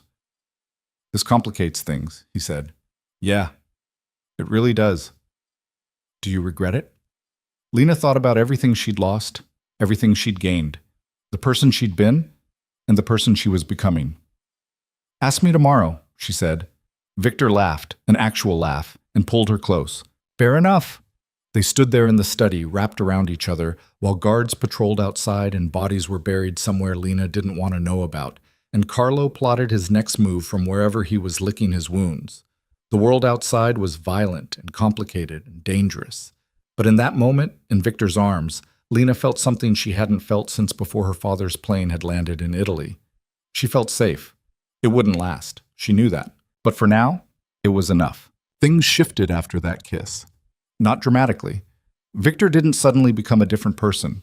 Lena didn't wake up in love. But something between them had cracked open, and neither of them seemed interested in sealing it back up. He touched her more now. Small things. A hand on her shoulder when he passed behind her chair at breakfast. Fingers brushing hers when he handed her wine at dinner. Nothing demanding, just contact that said she was real to him, not just functional. Lena found herself gravitating toward him in return, sitting closer on the terrace when they had coffee, asking about his day and actually wanting to know. Learning to read the tension in his jaw that meant business had gone badly, the slight relaxation in his shoulders that meant it had gone well. They were becoming something. She wasn't sure what. Wasn't sure she wanted to name it yet. "You are different with him now," Signora Rossi observed one afternoon. They were in the kitchen. Lena had started helping with meal planning, partly because she was bored and partly because she'd discovered she actually enjoyed it. "Different how?" "Less guarded. You look at him like he is a person, not a problem to solve." The older woman chopped vegetables with practiced efficiency. "He looks at you the same way." "Is that bad?" "That depends. Do you trust him?" Lena considered the question. "I trust him to keep me safe. I trust him to keep his word. I don't trust him to tell me everything or to stop being what he is." "That is more trust than most wives in your position have. Use it wisely." Signora Rossi slid the vegetables into a pan. "Men like Mr. Romano do not give their hearts easily, but when they do, they are loyal to the point of destruction. Remember that." The words stayed with Lena through the rest of the day. Through dinner with Victor, where they talked about nothing important and everything at once. Through the evening, when he worked in his study and she read in the library, close enough to feel his presence in the next room. That night, she dreamed about her father for the first time in weeks. In the dream, he was apologizing, trying to explain why he'd done it, but his voice kept fading until she couldn't hear him anymore. When she woke up, her face was wet. She found Victor in the kitchen at 3 a.m, drinking scotch and reading something on his tablet. "Cannot sleep?" he asked without looking up. "Bad dream." He set down the tablet, poured a second glass of scotch, and slid it across the counter to her. Lena climbed onto a bar stool and took a sip. It burned going down. "Your father?" Victor asked. "How did you know?" "You get a certain look when you think about him. Anger and grief in equal measure." He swirled his own glass. "It is the same look I have when I think of mine." "I thought you said your father wasn't part of your life." "He was not. He left when I was 8, walked out one day and never returned. My mother worked 3 jobs to keep us fed. She died exhausted and alone while I was building an empire he would have been ashamed of." Victor took a long drink. "I think about him sometimes. Wonder if he is alive. If he knows what I became. If he regrets leaving." "Do you want him to regret it?" "I want him to know that we survived without him. That his absence did not destroy us. That would be enough." Lena understood that more than she wanted to. "My father sent me an email last week. Through some account I didn't know he had, asking how I was, if I was happy, if I needed anything." "What did you say?" "Nothing. I deleted it." She finished the scotch, felt the warmth spread through her chest. "I don't know what he wants from me. Forgiveness? Absolution? Proof that selling his daughter worked out okay so he can sleep at night? Probably all of those things." Victor refilled both their glasses. Weak men always want forgiveness for their weakness. It costs them nothing and makes them feel better about the destruction they leave behind. "You hate weak people." "I hate people who make others pay for their failures. There is a difference." He looked at her directly. "Your father was weak, but you are not. You are stronger than he deserves." The compliment hit harder than the scotch.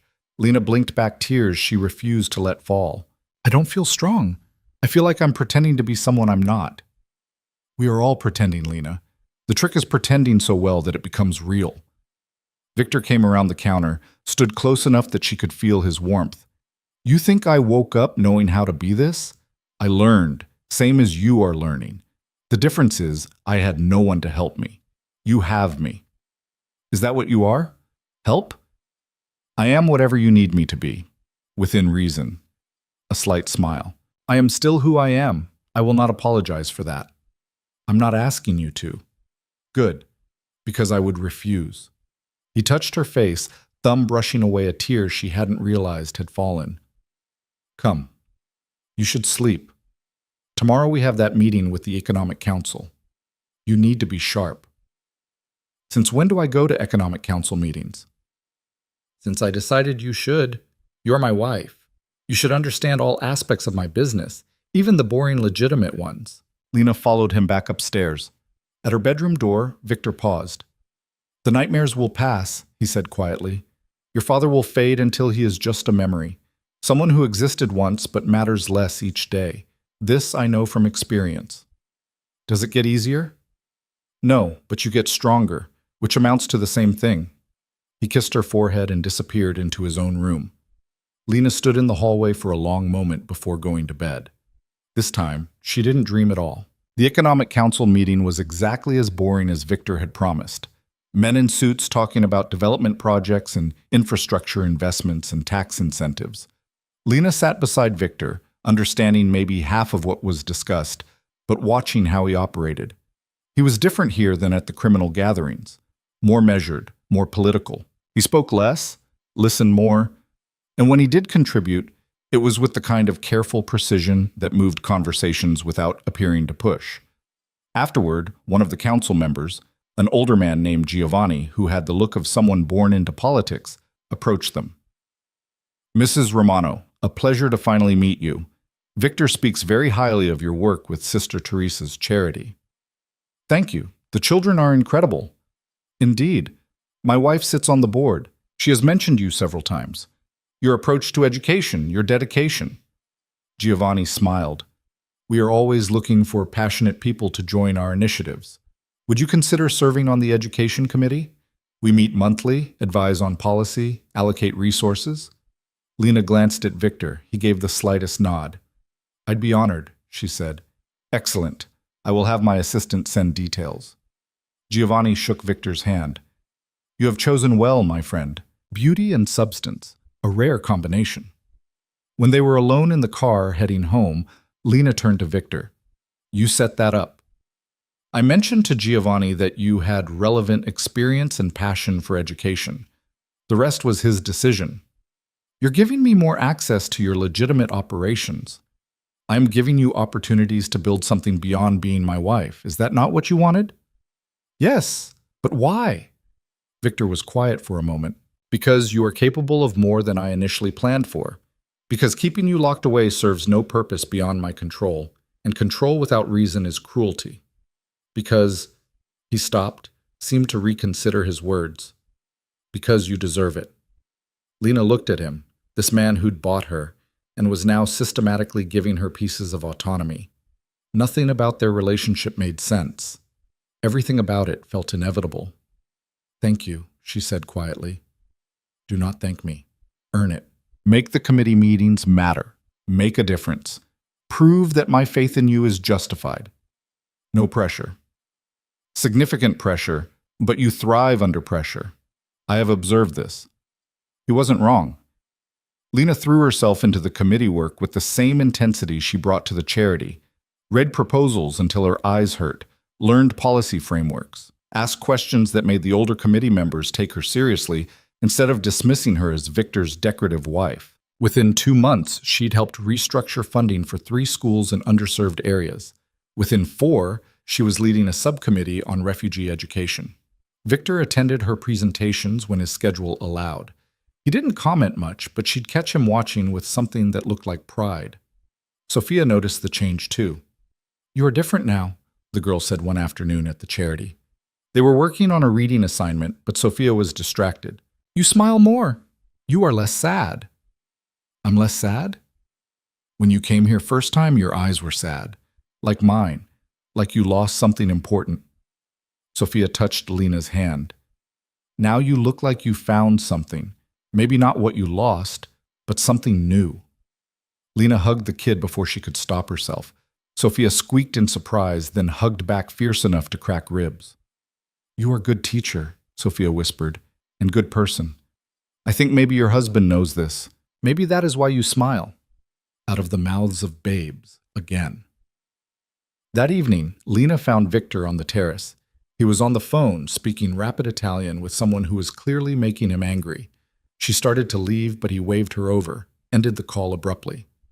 Carlo? She guessed. One of his intermediaries. Making threats disguised as negotiations. He is becoming tedious. Victor set down his phone with more force than necessary. I am tired of managing men who mistake persistence for strength. What does he want? Access to shipping routes I control. He believes the attack on the villa demonstrated his willingness to escalate. He is wrong. Victor's jaw was tight. There will be another meeting soon, a summit of sorts, all the major players. Carlo will make his move there. He will demand concessions or offer violence. I will refuse both. And then what? Then we will see who blinks first. Lena sat beside him, close enough that their shoulders touched. Are you worried? I am prepared. These are not the same thing. He looked at her. You will not attend this meeting. It is too dangerous. Okay. Victor's eyebrows rose. No argument? You said it's dangerous. I believe you. I'm not stupid. No, you are decidedly not stupid. He took her hand, laced their fingers together. The gesture was casual, intimate, like they'd been doing it for years. When did you stop being afraid of me? I'm not sure I have. You still scare me sometimes, just in different ways now. Different how? Lena looked at their joined hands. Before, I was afraid you'd hurt me. Lock me up, treat me like property. Now I'm afraid of what it means that I don't want to leave. That when you're gone, I miss you. That I'm building a life in a cage and starting to forget it's a cage at all. Is that what this is to you? Still a cage? I don't know what it is. That's what scares me most. Victor lifted her hand, pressed his lips to her knuckles. I could tell you that you are free to leave. That you have been for months. That the guards are not there to keep you in, but to keep danger out. Would you believe me? No. Why not? Because if I'm free to leave, that means I'm staying by choice, and I'm not ready to admit that yet. Fair enough? He released her hand but didn't move away. I can wait. I am a patient man when the outcome matters. They sat in silence as the sun set over the Tuscan hills, painting everything gold and red. Lena thought about freedom and choice, and all the ways a person could convince themselves they were happy in circumstances they'd never chosen. Maybe it didn't matter. Maybe happiness counted regardless of how you got there. Or maybe she was just getting really good at lying to herself. The summit was in 2 weeks. Victor prepared for it the way generals prepared for war. Strategic meetings, contingency plans, information gathering from sources Lena didn't ask about. He was tense, distracted, more prone to snapping at minor irritations. Lena gave him space, focused on her own work. The committee had a major funding vote coming up. Sister Teresa needed help with a grant application. Sophia was struggling with advanced reading and needed extra tutoring, normal problems, the kind that didn't involve violence or death or criminal empires. 3 days before the summit, Victor came to her room late at night. Lena was already in bed, reading. He knocked softly, waited for permission before entering. Cannot sleep? She asked, setting down her book. Thinking too much. He stood in the doorway like he wasn't sure he should come closer. May I? Lena pulled back the covers on the other side of the bed. Yeah. He slid in beside her, still fully dressed, and lay staring at the ceiling. The bed was big enough that they weren't touching, but she could feel his presence like heat. Talk to me, Lena said. About what? Anything, whatever's keeping you awake. Victor was quiet for so long she thought he might not answer. Then, I'm tired of this life sometimes. The constant positioning, the violence that solves nothing but creates more problems. The weight of knowing that one wrong decision could destroy everything I have built. Then why keep doing it? Because I do not know how to be anything else. Because this is what I'm good at. Because stopping would require admitting that perhaps my mother was right, that there were other paths I could have chosen. He turned his head to look at her. Do you think less of me for saying that? No, I think you sound human. It's weird, but not bad. A slight smile. Weird. You have to admit, vulnerable honesty isn't your usual thing. I am making an exception. You seem to inspire them. He reached over, took her hand again. After the summit, things will change. Either I will have secured my position and can begin stepping back from certain operations, or I will be fighting a war that could last years. Either way, our lives will not be the same. Is this you asking me to choose? Stay or go? This is me telling you that if you want to leave, the time is now, before things become more complicated, before you are pulled deeper into something you never asked for. His grip on her hand tightened. I would not blame you. I would help you. Money, papers, a life somewhere safe. You could disappear, start over. Lena's heart was pounding. Are you asking me to leave? I am offering you the choice I never gave you before. Real choice. Not coercion, not obligation. Just the simple question, do you want to stay? She should say no, should take the out he was offering and run as far as possible from the violence and danger and moral complexity of his world. Instead, she rolled onto her side to face him. If I stay, what does that mean? For us? It means you are choosing this, me, the life we are building. It means I stop treating our marriage as a business arrangement and start treating it as something real. Victor's voice was rough. It means I would be yours, Lena, fully, completely, in ways I have never been anyone's. And if I go, then I let you, and I spend the rest of my life wondering what might have been if I had been a better man from the start. Lena looked at him in the dim light from her bedside lamp, saw the vulnerability he was offering, the risk he was taking. This man who controlled everything, giving her the power to destroy him. I need to think, she said. I know.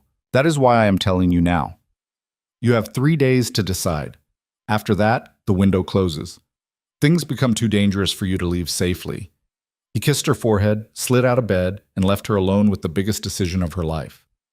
Lena didn't sleep that night, didn't sleep the next night either. She went through the motions, taught her classes at the charity, attended a committee meeting, had dinner with Victor where they talked about nothing important and everything hung heavy in the air between them. She made lists of pros and cons, tried to logic her way through it. The cons were obvious. He was a criminal. She'd been coerced. Nothing about their beginning was okay. The pros were harder to quantify. Safety, purpose, the way he looked at her, the life she was building, the fact that she'd stopped feeling like a prisoner months ago.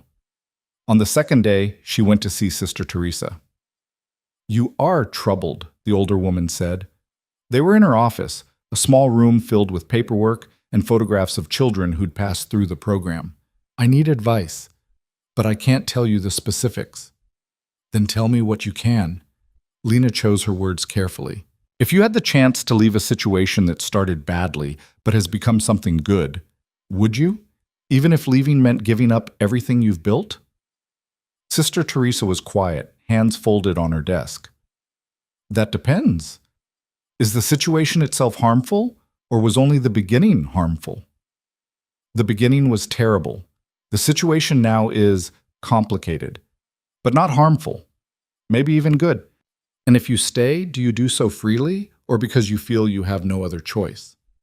That was the question, wasn't it? I'm not sure I know the difference anymore, Lena admitted. Then that is what you must determine. Not whether to stay or go, but whether your choice to stay would be truly yours. Sister Teresa smiled gently. You are stronger than you think, child. Trust yourself. The answer is there if you are brave enough to look. Lena left the charity more confused than when she'd arrived, drove back to the villa through the Tuscan countryside that had stopped feeling foreign, walked through rooms that had stopped feeling like a prison. She found Victor in his study, reviewing documents for the summit. He looked up when she entered. You have decided? He asked. Not yet, but I have questions. Ask. If I stay, do I get the truth? All of it? About what you do, who you are, the things you've done? Yes. No more secrets beyond what is necessary for your safety. Do I get a say in decisions that affect both of us? Within reason. I will not put your safety to a vote. But otherwise, yes. Do I get to keep my work, the charity, the committee, the things that are mine? You get to expand them if you wish. I will support whatever you want to build. Lena paced his study, thinking. And if somewhere down the line I change my mind, if this stops working, Victor set down his papers. Then we discuss it like adults. I will not hold you against your will, Lena. That was never the plan long term. I wanted a wife for appearances, yes, but I wanted a partner more. You cannot force partnership. It has to be chosen. You're really giving me this? Real choice? I am really giving you this. Real choice, real partnership, real risk that you might leave and break something in me I did not know could break. He stood, came around the desk. I am asking you to choose me, Lena, not because you have to, because you want to. And if the answer is no, I will accept it. But I need you to know. I want you to stay. More than I have wanted anything in a very long time. There it was, the truth stripped bare. No manipulation, no coercion, just a man asking a woman to choose him. Lena looked at this person who'd bought her and freed her and complicated every simple thing about right and wrong. This man who was a criminal and a partner and someone she'd started to care about despite every reason not to. I need one more day, she said. You have it. That night, Lena went to her room and did something she hadn't done since before the wedding. She called her father. He answered on the second ring. Lena? Honey, is that you? His voice cracked something open in her chest. Yeah, it's me. Oh, thank God, I've been so worried. Are you okay? Are you safe? Did he hurt you? I'm fine, Lena sat on her bed, pulled her knees to her chest. I need to ask you something, and I need you to be honest. Anything, sweetheart. Anything. When you sold me to Victor, did you know what he was? Did you know what kind of life you were sending me into? Silence. Too long. Dad? I knew enough, he said finally. His voice was small. I knew he was powerful, connected, that he could make my debts go away. I told myself he'd treat you well, that you'd have a better life than I could give you. You sold me to save yourself. Yes. A broken sound. Yes. And I hate myself for it every single day. I wake up and I see your face and I know what I did and I can't. He was crying now. I can't take it back, Lena. I would if I could. I would do anything, but I can't. No, you can't. Lena wiped her own tears away. I called because I need to know something. If you could go back, knowing everything that's happened, would you still do it? Would you still trade me for your freedom? No. Never. I would face whatever came rather than sacrifice you again. Why? Because you're my daughter, because I love you, because some prices are too high even for survival. Lena closed her eyes. I needed to hear that. I needed to know that you regret it. I regret it more than I can say. Are you... He hesitated. Are you happy? Is he good to you? The question was complicated, the answer more so. He's given me choices, Lena said slowly. Opportunities. A life that's mine. It's not what I would have chosen at the start, but it's become something real. Do you love him? Did she? Lena turned the question over in her mind. Love felt too simple for what she felt. Too clean for something born from coercion and survival. But something was there. Something that felt like it could become love if she let it. I don't know yet, she admitted, but I think I could. Maybe I already do. That's why I called. I need to know if choosing to stay makes me weak like you were weak, or if it makes me something else. It makes you brave, her father said. Braver than I ever was. You're choosing your life, Lena. That's not weakness. That's strength I never had. They talked for another hour. It didn't fix anything. Didn't erase what he'd done or the betrayal she'd felt. But it gave her something. Closure, maybe. Permission to stop letting his choices define hers. When she hung up, she knew what she was going to do. She found Victor on the terrace. He was smoking a cigarette, something she'd only seen him do when he was stressed. He stubbed it out when he saw her. You are here for your answer, he said. Yeah. And? Lena walked to stand in front of him, close enough to touch. I'm staying, not because I have to, not because I'm afraid to leave, because I want to see what we become when we're not pretending anymore. The relief in his face was immediate and overwhelming. He pulled her into his arms, held her so tight she could barely breathe. You are certain? He asked against her hair. No, I'm terrified, but I'm certain I want to try. Victor pulled back enough to look at her. Then we try. Together. As partners. As equals. As something, Lena said. We'll figure out what. He kissed her then, deep and consuming and full of promise. When they broke apart, both breathing hard, Victor pressed his forehead to hers. I will not fail you, he said. Yes, you will.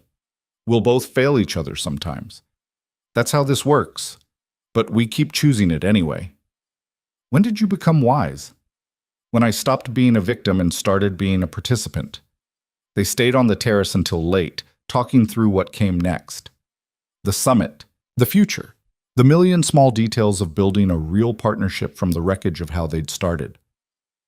Lena fell asleep that night in Victor's arms for the first time, not because she had to, because she wanted to, because she'd chosen him. And that made all the difference. The morning of the summit, Victor woke her before sunrise. "I need to leave early," he said, already dressed in a dark suit that made him look dangerous. "Additional security measures. I will be gone most of the day." Lena sat up, rubbing sleep from her eyes. "Be careful. Always." He kissed her forehead, then her lips. "Stay inside today. Marco and extra guards will be here. Do not answer the door for anyone. Do not leave the grounds." "You're scaring me." "Good. Fear keeps you alert. Alert keeps you alive." He touched her face. "I will call when it is finished. If you do not hear from me by midnight, Marco has instructions." "What instructions?" "To get you somewhere safe. Somewhere Carlo and his people cannot find you." Victor's voice was steady, but his eyes were worried. "I do not expect it to come to that, but I plan for every possibility."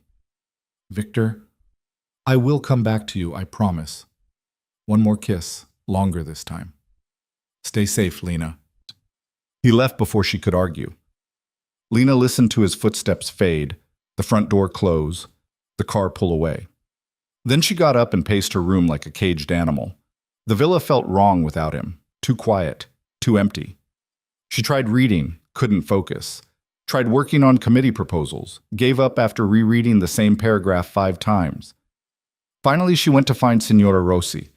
The older woman was in the kitchen, preparing food that no one would eat. Stress cooking. Lena recognized the behavior. "How many of these has he been to?" Lena asked, sliding onto a stool. "Summits like this? Perhaps a dozen in the years I have worked for him. They always end the same way." "Which is?" "Victor comes home. His enemies do not." Signora Rossi's hands never stopped moving. "He is very good at surviving, Mrs. Romano. Do not forget this." "I'm trying not to." The day crawled by. Lena ate lunch she didn't taste, wandered the villa checking locks on windows that were already locked, counted guards on the property, 12, which was triple the normal number. By evening, she was ready to climb the walls. She tried calling Victor. It went straight to voicemail. Tried again an hour later. Same result. At 8, Marco knocked on her door. "Any word?" she asked immediately. "No, but this is normal. The summit runs late. They negotiate, they argue, they posture. Mr. Romano will call when there is news." "You're not worried?" Marco's expression was carefully neutral. "I'm always worried when Mr. Romano is in a room with men who want him dead. But I am also experienced. He knows what he is doing." "That's not as comforting as you think it is." "It is the truth. Sometimes that is the best comfort available." Marco left her alone again. Lena tried to sleep, gave up, and ended up in Victor's study. She'd never spent much time here. It was his space, full of his things, and she'd respected that boundary. Tonight she needed to feel close to him somehow. The room smelled like him. Expensive cologne and the leather of the chair he sat in for hours. She ran her fingers along his desk, looked at the framed photograph she'd never noticed before. A woman with kind eyes and Victor's nose. His mother, probably. She sat in his chair and let herself imagine the worst. Victor not coming home. Carlo winning. Her life exploding again just when she'd convinced herself it was solid. The fear was sharp and real. She'd chosen this. Chosen him. If he died tonight, she'd have to live with knowing she'd loved someone whose world had always been destined to destroy him. Because she did love him. The realization settled over her like falling snow. She loved this complicated, dangerous, surprisingly gentle man who'd given her choices and partnership and a life that mattered. She loved him, and he might die tonight. Lena was still sitting in Victor's chair when her phone rang at 11:30. Unknown number. Her hands shook as she answered. "Hello?" "Mrs. Romano." Not Victor, a voice she didn't recognize. "There has been an incident. Your husband asked me to call." Her heart stopped. "Is he alive?" "Yes. Injured, but alive. He is being transported to a private medical facility. I will send the address. Come immediately. Tell no one where you are going." The call ended. Lena stared at her phone, her mind racing. This could be a trap. Could be Carlo's people luring her out to use her against Victor. But if Victor was actually hurt and she didn't go, the address came through. A location in Florence she didn't recognize. She found Marco in the security room, monitoring cameras. I need you to drive me somewhere. Now. Mr. Romano said you stay here. Victor's hurt. Someone just called. He's at a medical facility in Florence and he asked for me. She showed him the address. We go now or I take a car and go myself. Marco studied her face, then the address. This could be a trap. I know. Come with me. Bring backup. But I'm going. He made a decision. 5 minutes. Full security detail. You do exactly what I say. Deal. They took 2 cars. Marco drove the first with Lena and 2 guards. 3 more guards followed in the second vehicle. Everyone was armed. Everyone looked like they expected trouble. The facility was in an industrial area, unmarked building, lights on and only a few windows. Marco made them circle the block twice, checking for ambush points. I do not like this, he said. Neither do I. But if he's in there, I know. Marco parked, spoke into his radio in rapid Italian. The second car positioned itself at the exit. You stay behind me. You do not leave my sight. Understood? Lena nodded. They entered through a side door. The interior was clinical, sterile, definitely a medical setup. A woman in scrubs met them in the hallway. Mrs. Romano? Where is he? This way. He specifically asked for you. The woman led them down a corridor to a private room. Marco checked it first, verified it was clear, then let Lena enter. Victor was on a hospital bed, shirt off, bandages around his ribs and left shoulder. His face was bruised, one eye swollen, but he was conscious, alert, and alive. You look terrible, Lena said, her voice breaking. You should see the other guy. Victor tried to smile, winced. Actually, you cannot. He is not in viewable condition anymore. She crossed to the bed, careful not to jar him. What happened? Carlo made his move, brought armed men to the summit. Very poor form. There was violence. Victor touched her face with his good hand. I won, but it was close. How bad are you hurt? Cracked ribs. Dislocated shoulder that has been relocated. Various contusions. Nothing that will not heal. He pulled her down for a gentle kiss. I told you I would come back to you. This is not what I pictured when you said that. No, but I'm here. That is what matters. The doctor entered, an older man who looked like he'd seen worse. Mrs. Romano, your husband needs rest. He can go home tomorrow if there are no complications. I'm going home tonight, Victor said. Absolutely not. You have tonight. My home is secure. Your facility, while excellent, is not. Victor's tone left no room for argument. Prepare discharge papers. We leave in 1 hour. The doctor sighed, but didn't fight it. Probably used to Victor's stubbornness. Marco helped Victor dress. It took longer than it should have, every movement clearly painful. But Victor refused a wheelchair, refused help beyond what was absolutely necessary. Pride will kill you, Lena said. Perhaps. But I will die on my feet, not in a wheelchair. They made it to this car. The drive back was tense, everyone watching for tails, but they reached the villa without incident. Signora Rossi met them at the door, relief obvious on her face. Thank the saints, I will prepare your room. Our room, Victor corrected, looking at Lena. If that is acceptable to you. Yeah, that's acceptable. They got him upstairs, into bed. The doctor had provided pain medication. Victor took it grudgingly. I hate feeling foggy, he muttered. Too bad. You need to heal. Lena sat on the edge of the bed. What happened with Carlo? He is dead. So are most of his inner circle. The ones who survived have pledged loyalty to me. His territory is now mine. Victor closed his eyes. It is finished. The threat is eliminated. At what cost? 3 of my men died, 5 others injured. Matteo brokered peace among the remaining factions. My position is stronger than it has ever been. He opened his eyes, looked at her. But I'm tired, Lena. Tired of the violence. Tired of the constant threat. I think perhaps it is time to change course. Change how? Step back from the criminal operations. Focus on legitimate business. I have enough wealth to last several lifetimes, enough power that people will not challenge me even if I withdraw. He took her hand. I want a different life. One where you are not afraid every time I leave the house. One where we can build something beyond survival. Lena felt tears prick her eyes. You mean that? I do. It will take time. These transitions do not happen overnight. But yes, I am done with this world. He pulled her down beside him. I want the life you chose when you decided to stay. I want to deserve that choice. She kissed him carefully, mindful of his injuries. You already do. No, but I will. This I promise you. They fell asleep tangled together, Victor's breathing steady despite the pain medication, Lena's hand over his heart feeling it beat. The next weeks were a blur of recovery and reorganization. Victor worked from bed, from the terrace, from his study when he could manage the stairs. He was systematically dismantling his criminal empire, selling off operations, severing ties with dangerous associates, and redirecting everything toward legal enterprises. It wasn't clean. Some people didn't want to let him go. There were threats, tense negotiations, a few incidents that required Marco's intervention. But slowly, methodically, Victor extracted himself from the world that had defined him for decades.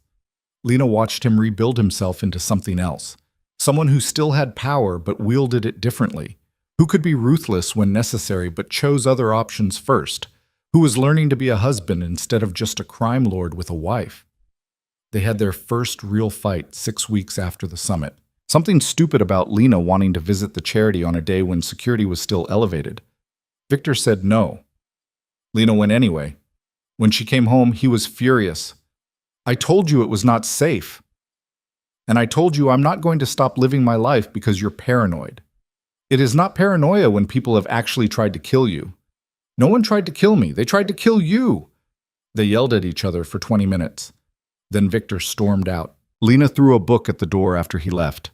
Signora Rossi found her an hour later, still fuming. Your first real fight, the older woman observed. This is good. How is this good? Because it means you are equals now. You do not fear his anger. He does not expect your submission. You are partners having a disagreement. This is what healthy marriages look like. Victor came back that evening with flowers and an apology. You were right. I cannot keep you in a cage, even a golden one. I will work on trusting that you can take care of yourself. And I'll work on understanding when your paranoia is justified instead of just annoying. Lena accepted the flowers. We're kind of a mess, aren't we? Yes, but we are our mess. That makes it tolerable. They learned to fight fair, to compromise, to recognize when they were being stubborn versus when the issue actually mattered. It wasn't perfect. Some days were harder than others, but they were building something real. 3 months after the summit, Lena realized her period was late. She stared at the calendar, counted days twice, then bought a pregnancy test on the way home from the charity. Took it in the bathroom of a coffee shop because she couldn't wait until she got back to the villa. 2 lines. Unmistakable. Pregnant. Lena sat on the toilet lid, staring at the test, her mind spinning. They'd been careful most of the time. Not all the time, but most. Apparently most wasn't enough. A baby. Victor's baby. She tried to picture him as a father and couldn't quite manage it. Tried to picture herself as a mother, and that was even harder. But underneath the panic was something else. Something that felt almost like joy. She told him that night over dinner, just blurted it out between the pasta and the salad. I'm pregnant. Victor set down his fork very carefully. You're certain? Took a test this afternoon. Pretty certain. He stood, walked around the table, and pulled her into his arms. When he pulled back, his eyes were wet. This is good? He asked, like he wasn't sure. I think so. Is it good for you? Yes. Unexpected, but yes, very yes. He kissed her, then her stomach. A child. Our child. You're not freaked out? I am terrified. I know nothing about being a father. My own father was absent. I have no model for this. Victor pulled her close again. But I want this. Want to try. Want to be better than what I came from. We'll figure it out together, same as everything else. Yes. Together. The pregnancy changed things again. Victor became even more protective, which Lena had thought impossible. He hired an obstetrician who made house calls, baby-proofed the villa before she was even showing, started reading parenting books with the same intensity he'd once applied to criminal strategy. Lena worked through her first trimester, morning sickness and all. The kids at the charity noticed when she started showing. "You're having a baby," Sophia announced to the entire class. "This is wonderful. Will you still teach us?" "Of course. Babies don't stop you from doing things. They just make you do them differently." "My mama said babies are hard work, but worth it." "Your mama was smart." Sophia hugged her middle. "I hope your baby is happy, like you are now." 6 months in, Victor announced he was done, completely out of the criminal world. All operations sold or shut down. All ties severed. He was officially just a wealthy businessman with diverse, legitimate holdings. "How does it feel?" Lena asked. They were on the terrace, her feet in his lap because they were swollen and he'd insisted on rubbing them. "Strange, like I have been running for decades and suddenly stopped. I do not know what to do with the stillness." "You'll figure it out. Maybe start with being present, being here. With me. With this." She touched her stomach. "I am here. I will be here. This I promise." He kissed her ankle. "I want to be a good father, Lena. Better than mine was. Better than your father was. I want our child to know stability, safety, love. Things we did not have. We'll give them that. Both of us." The baby came in early spring, 3 weeks before the due date. Labor was long and painful, and Lena cursed Victor's entire lineage at one point. He took it without complaint, held her hand, let her squeeze until his fingers went numb. When the doctor finally placed their daughter in Lena's arms, everything else fell away. She was perfect, tiny and red and screaming her lungs out, but perfect. "We have a daughter," Victor said, his voice thick with emotion. "Lena, we have a daughter. What should we name her?" They discussed names but never decided. Victor looked at the baby, then at Lena. "Elena, after you, but her own person. Elena Rose. Elena Rose Romano." Lena tested the name. "Yeah, that works." Victor held his daughter for the first time with the kind of careful reverence usually reserved for holy relics. Elena stopped crying immediately, stared up at him with unfocused newborn eyes. "Hello, little one," he said softly. "I am your father. I am not very good at this yet, but I will learn. I will protect you. I will love you. I will be better for you than I have been for anyone else." Watching him with their daughter, Lena felt something settle in her chest. This man who'd bought her, who'd given her choices, who'd loved her clumsily but completely, who was now holding their child like she was made of glass and promises. They'd come so far from that first day in the villa, from fear and coercion to this, a family built on choice and second chances and love that hadn't been part of the plan. It wasn't perfect. Nothing ever was. But it was theirs. A year later, Lena stood in the garden watching Victor play with Elena. She was walking now, toddling around on unsteady legs while he hovered nearby, ready to catch her when she fell. "Again," Elena demanded in her limited vocabulary. "Again, Papa." Victor picked her up, tossed her gently in the air, caught her as she shrieked with laughter. Did it 3 more times before Lena called a halt. "She just ate. You want her to throw up on you?" "Worth the risk." But he settled Elena on his hip instead. "She likes the flying.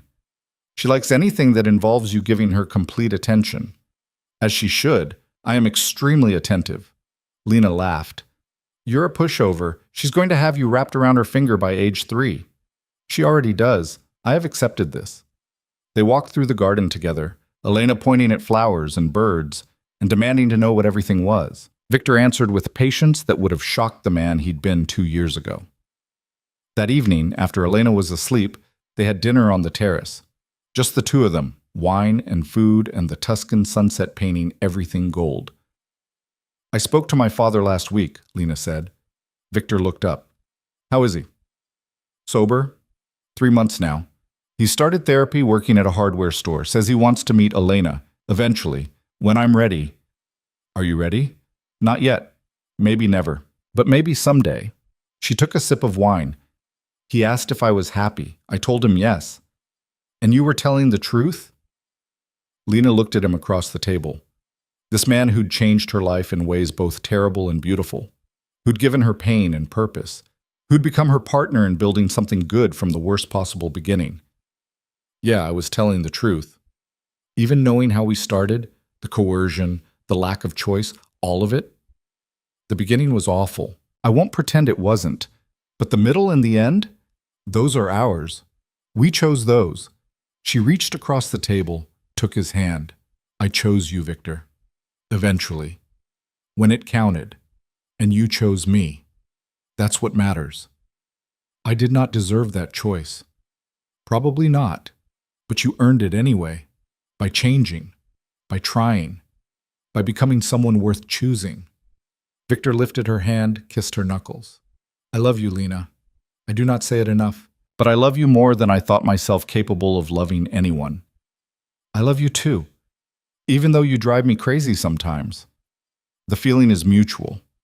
They finished dinner watching the sun set. Elena started crying from the nursery. They went together to get her, settled her back to sleep with practiced teamwork. Later, in their bed, Victor pulled Lena close. If you could go back, he said quietly, knowing everything that would happen, would you still get on that plane? Lena thought about it. Really thought about it. The fear and anger and pain of those first weeks.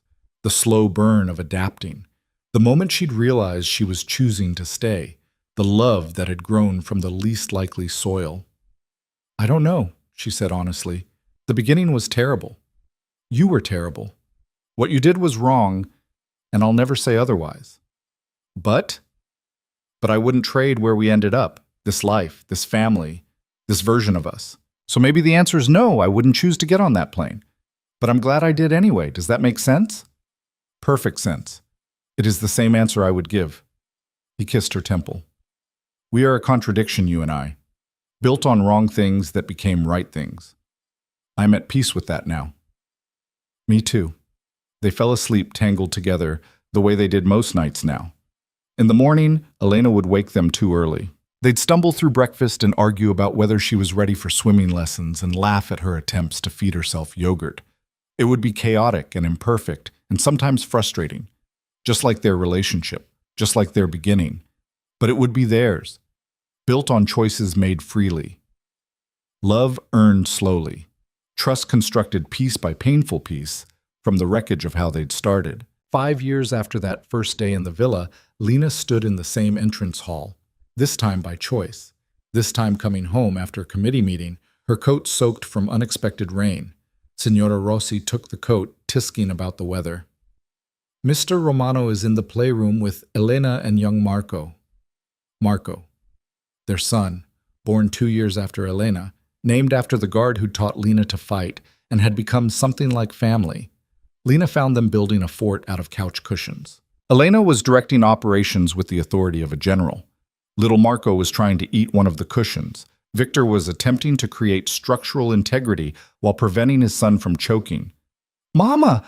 Elena launched herself at Lena. We are building a castle. I can see that. Very impressive. Victor looked up, smiling. How was the meeting? Productive. We secured funding for 6 new schools. Sister Teresa sends her love. Excellent. Come, help me with this before your son destroys my architectural vision. Lena joined them on the floor. They built the fort together, the 4 of them, laughing when it collapsed and rebuilding it stronger. When the kids finally wore themselves out, Victor carried Marco to bed while Lena tucked in Elena. Mama? Elena asked sleepily. Papa says you came from far away. From America. That's right. Why did you come here? How to answer that? Lena smoothed Elena's hair back from her forehead. I came here because your papa needed me. And I needed him, even though I didn't know it yet. And together we made this. Our family. I'm glad you came. Me too, baby. Me too. She kissed Elena's forehead, turned out the light, and found Victor waiting in the hallway. She asked about how we met, Lena said. What did you tell her?